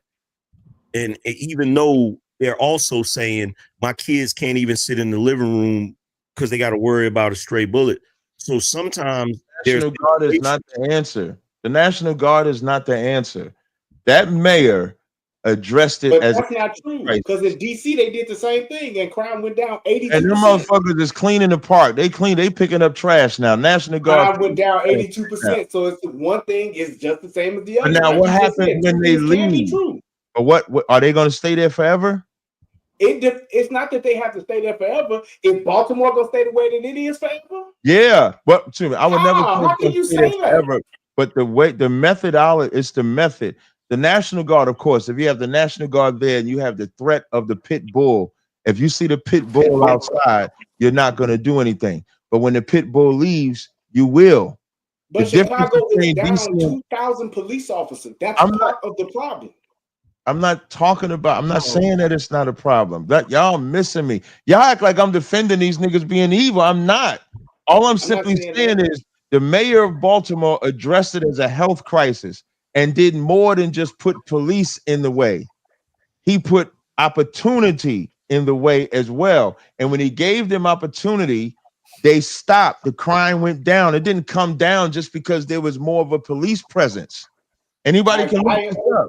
I agree, and I don't think that's something that is not known. If you provide resources and you provide those kinds of things to help communities, yes, it makes a difference. But what do you do when you have the people that look like you taking those same resources away from people? It was a proven fact in Chicago that the Midnight Basketball League for the Chicago Park District literally brought crime down to where even the gangbangers called truces for all of the parks for midnight basketball. And what happened to it? They took the resource away and nobody brought it back. We had two black men. The mayor cut the budget. Yeah, the mayor cut the budget just like he cut the budget. But that same mayor. Just think about what I'm saying is that same mayor went and opened up those same park district that they closed for the Mexicans, for the immigrants, for the fucking illegals. Opened it up for them, but wouldn't open it up for their own people. What do you do with that? You're proving my point when I said it's their job. You just said that when they had that league open for 2 years, even the gangs, no violence, no nothing, crime went down. And then the people that are responsible for making it stay there took it away. And so now there is no opportunity. These kids ain't got nothing to do. They resort to that. I'm not justifying what they do, but when you give them an opportunity, when you give them something, and that's any city's job to provide that. They do it in every. I see exactly what both of y'all saying, but I got to ask you this question, Captain. I'm gonna go to Melanie, and I'm gonna let those two. Okay, after I answer this question, I'm gonna roll. All right. I gotta ask you then. Both of y'all are right. Both of y'all are right. Why is it though that blacks, when seeing that their black mayor was cutting funding that was helping them, didn't turn on the mayor? Now, I don't know enough about the Chicago situation because I would have turned on him too. I don't know if it's, we got a loyalty problem. We'll vote for anybody. We don't give a damn. Barack Obama legalized gay marriage. They still voted for the nigga.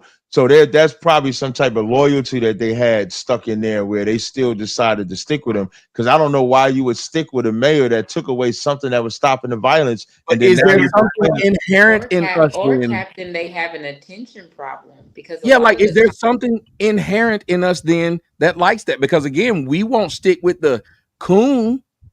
If he's taking us to the right place, we will turn on the coon just because he coon. He was a coon. Yeah, I would say that was a coon too. But yes. I don't know. But a lot of those mayors, like in Chicago, I learned this the hard way.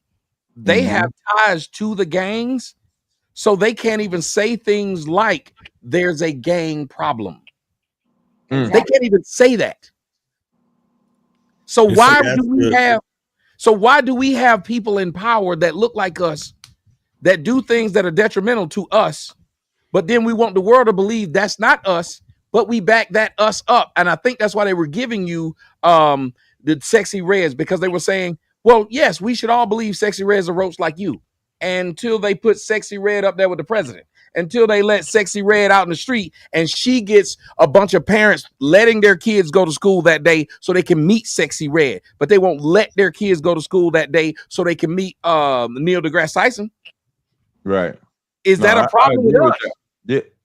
I think that's an agenda from the top, and then we just accept it. I think we just accept what they spoon feed us. But I appreciate y'all rocking with me. I'm about to say rock like this was my live stream. It is. It's all y'all live. Y'all need to tell them when somebody was asking, they broadcasting your show. I said, no, they broadcasting our show. Our show. That's right. Damn right. I appreciate it, man. Angry Man, we got to link up. Relationship Rehab. I'll try to find all of y'all on y'all social media platforms. And you should do this like weekly or something, Tommy, where we come together and have all of these platforms. I think at least for good. We brought all these people together currently right now. We got 3,200 people watching. Yeah, that's what's up, man. So I appreciate Shalom. Shalom. Good night, Captain. Melanin, then I'm gonna go to Lyric and Patrick to close it out. But Melanin, as you were listening to what is being said and you hear both sides, the reason I like this discussion because it was really both people, all people are passionate. I like that Ali and Cap was saying, hey, there's like almost like a holistic way to deal with this thing too. It's not just cut and dry and cut the shit out. But me, I'm like, you gotta cut the cancer out and then hit that fucker with some chemo. Is what I'm saying. You seem to be almost a bit on my side, but what do you think about who is causing more of the problem? Blacks perpetuating the problem, or is it a government thing that we somehow just accept? It's us. We do this to us. Everybody has government over them or in charge of them. We're the only ones that choose to make the government and the things that they're doing be an excuse for our behavior. We don't appreciate one another. We don't love one another. And that's why earlier when we were talking about how the experience is different amongst the white girls or girls from different cultures compared to us, it's such a big deal. We're never going to get anywhere if we're not allowed to hold each other accountable for the behavior. I'm not going to give the government that much to say that they got us by the strings making us behave this way. We got us behaving this way, and we need to hold one another accountable. And that's the bottom line. Stop making these excuses and always hand it off somebody else. We are the problem to one another, and until we want to do better for one another, nothing's going to change. Bam. All right, let them know where they can find you, your channel, and everything. She just said it and said, "Down, nigga, boom." Tell you can find me on YouTube and TikTok. Tommy, this was great. I appreciate being here, seeing all my fellow peoples. This was a wonderful experience. So thank you. I thank you for coming. I'm going to go to Lyric and Patrick and let y'all give your thoughts on everything that was happening. Then I'm going to let everybody give their way out the door. Lyric, what do you think about just pretty much what do you want to jump in and discuss? Because I know you and Patrick were awesome just to sit there and let us just run. But I saw the people were jumping and doing what they were doing, and I really wanted them to concentrate on their argument. So, a lot of people in the back, I didn't get a chance to let you guys up. I do a bad job. But go ahead, Lyric. No, I think that you did a great job. It was a great show. Melanin, this is the first time hearing you. You are an awesome speaker. I don't have a platform, so I don't have anything to announce. But Tommy, thank you for letting me be up here. But it was a really great show. So my thoughts on everything, it was just a really good conversation. I do agree with Melanin. I definitely think it was us. Relationship Rehab, you're my guy. I think that everything that he had to say was definitely true. I do think that it is us as well. For a lot of people who don't know me, as a death investigator, I see so much stuff, and we in the community, I feel like a lot of the communities are resource wealthy, and as Black people, we don't pay attention to anything, and we don't put ourselves out there to be in the community and bring our own selves up. So we're not paying, what I wanted to say is we're not paying attention to things to, number one, promote ourselves, to grow and do things. So the government, the mayor who did support his community in Baltimore to get them together to do something, we don't rally ourselves together enough to do that all over. We don't do that. So we're not out there trying to make sure that we can build separate communities and stay like that. So when that mayor leaves, are they paying attention enough to keep what's going on now afloat? Because the poor communities, their schools are failing, their children can barely read, and not being illiterate is dropping the communities low, very, very low. I'm literally the only death investigator in my Black death investigator in my state. When I go to other states, I still don't see other Black death investigators. It's the weirdest thing ever, and it's really sad to me. So I do think that it's us, and I agree 100% with Melanin when she says that it's us. And I think that we need to improve us and stop putting the blame on other people because it's us. But I think it's a cop out. I think it's a cop out when we always say somebody else, because I never hear us say what we could have done first. We really put it in other people's hands. And to me, that's the sign of a weak person. A weak person said somebody else caused me to do this. A strong person says, what could I have done to even prevent that other person from doing this to me? Patrick, go ahead. I love this space, Tommy. You know me. I'm here for it. Everybody was speaking very eloquently, and I liked a lot of what everybody had to say. But, you know, I kind of agree with the consensus answer, and it is definitely us. There has to be a certain amount of grace given, because we know what we've been through. We know what the government and all the powers that be have been, doing to certain groups of people in this country and all over the world. But at this day and age, you kind of gotta suck that grace back up and be like, well, at this day and age, with all the information we have, everybody is so proud to say that we have all the information in the world at the palm of our hands. We know what's been going on. We know their tactics. We know their motivations, yet we still fall into the same trap over and over and again and keep letting them do this to us. So then where are you drawing the line and saying, well, the government is going to do what it does?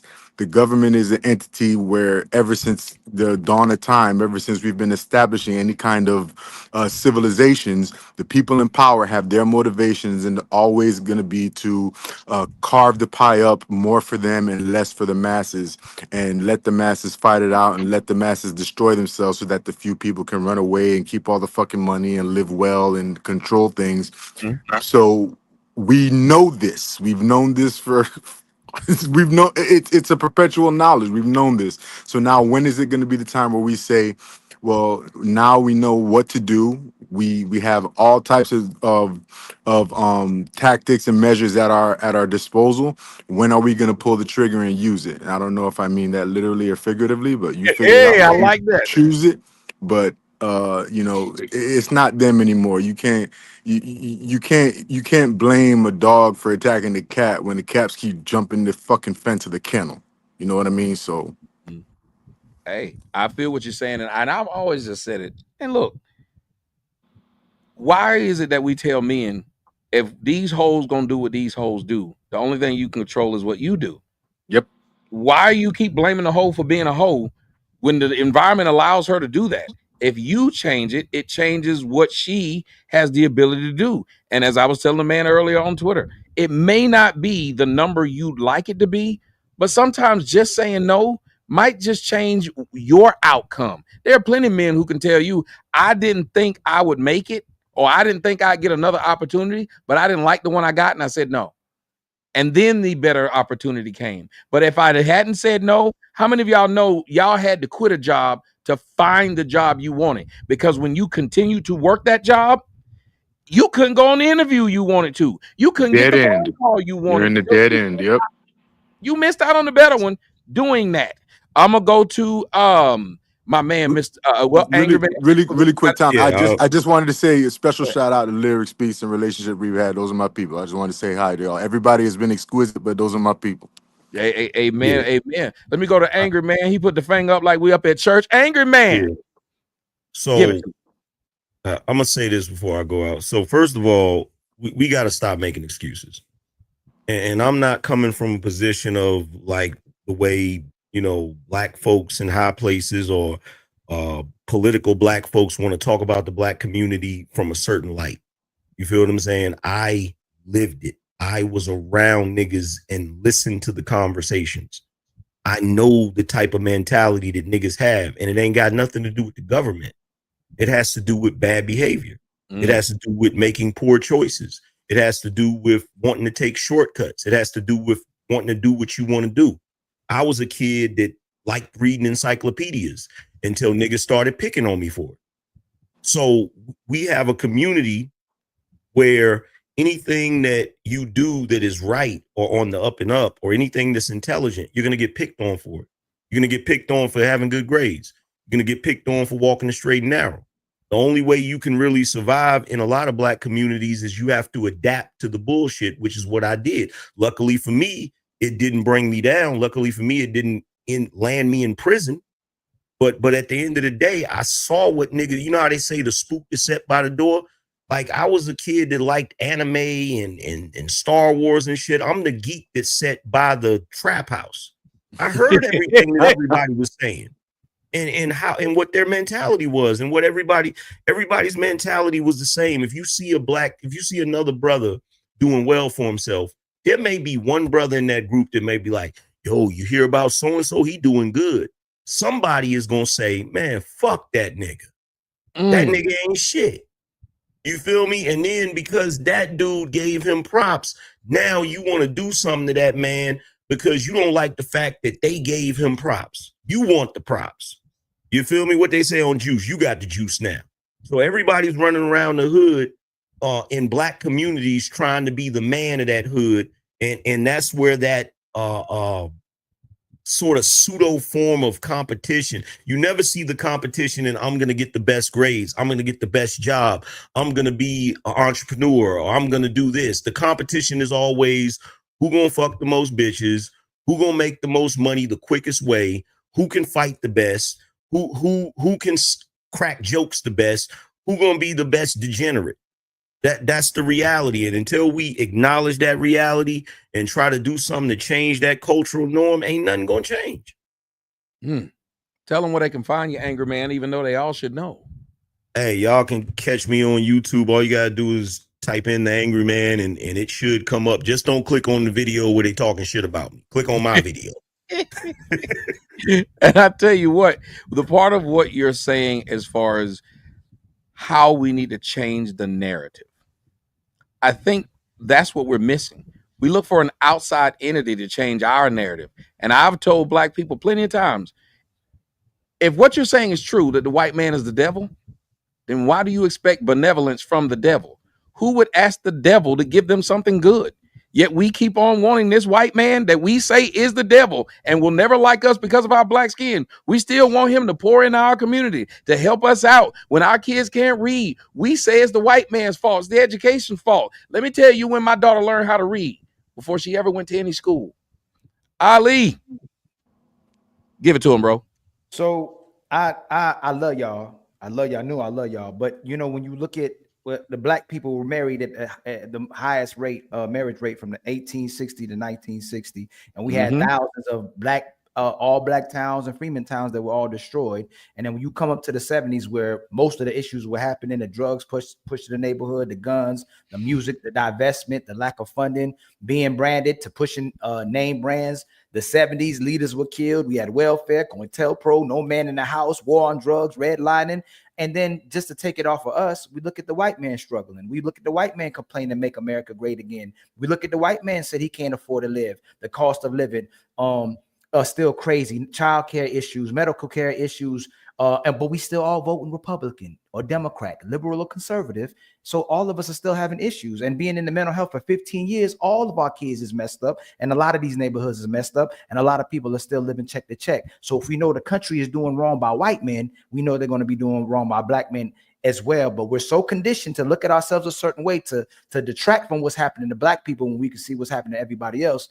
We are saying it's us, and I'll say on the surface, I agree that I'll still say we were a problem as well too, but we've been cultivated to be our own problem, just like other races of people have been cultivated to be their own problem, because the nation causes problems for all of us. So I'll sit it there, and I think this was a phenomenal conversation, part one, that we can keep having. But I think at the root of it, all of us want solutions, and all of us want people to become better and do better. Hey, listen, I think we need y'all. Whenever I see this people that I disagree with, I say we need them. You don't tackle cancer by one oncologist tackling it one way. this is the difference between me and a lot of other people. I don't have a problem with other voices. I have a problem with motherfuckers that aren't thought out. I know that seriously, like dumb motherfuckers with a mic is like the most dangerous shit. Cause it's some dumb motherfuckers that now feel smart. Cause one of they dummies is sitting up there. But now we got a bunch of people who literally it sounds like y'all give a shit about the problem to the point where if I gave probably every one of y'all 30 minutes to talk about this shit, you could. And be real impassioned about it. That makes me happy. So thank you very much. Tell them how to find you, Ali. You can find me on Ilkan Ali. You can find me on Team Fatty. And you can find me on Instagram. You can find me on TikTok, and you can find me on YouTube as well too. So you can find me on those two places. We part of Untouchables, Team Fatty, and Ilkan Ali on all those outlets. We have a great admiration for our brother Tommy Sotomayor. We support you 100%, my brother. And he also got a profile on the prettylightskinnedniggas.com. Go see him. He goes, maybe when you heat him up, swipe right. Hey, I don't use my light skin privilege. I use it for good. You don't use it for nefarious reasons. I swear I use it for good. I help dark skinned people get inside the building too. You know what I'm saying? Hey, what did your Uncle Ben tell you about your light skin powers? What did he tell you? With great power comes responsibility. I gotta go to my man, Mr. Fantastic. Mr. Fantastic, what you got?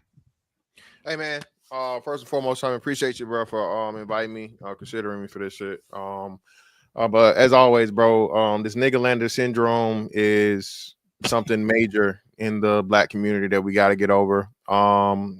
It's a slowly but surely happening, man.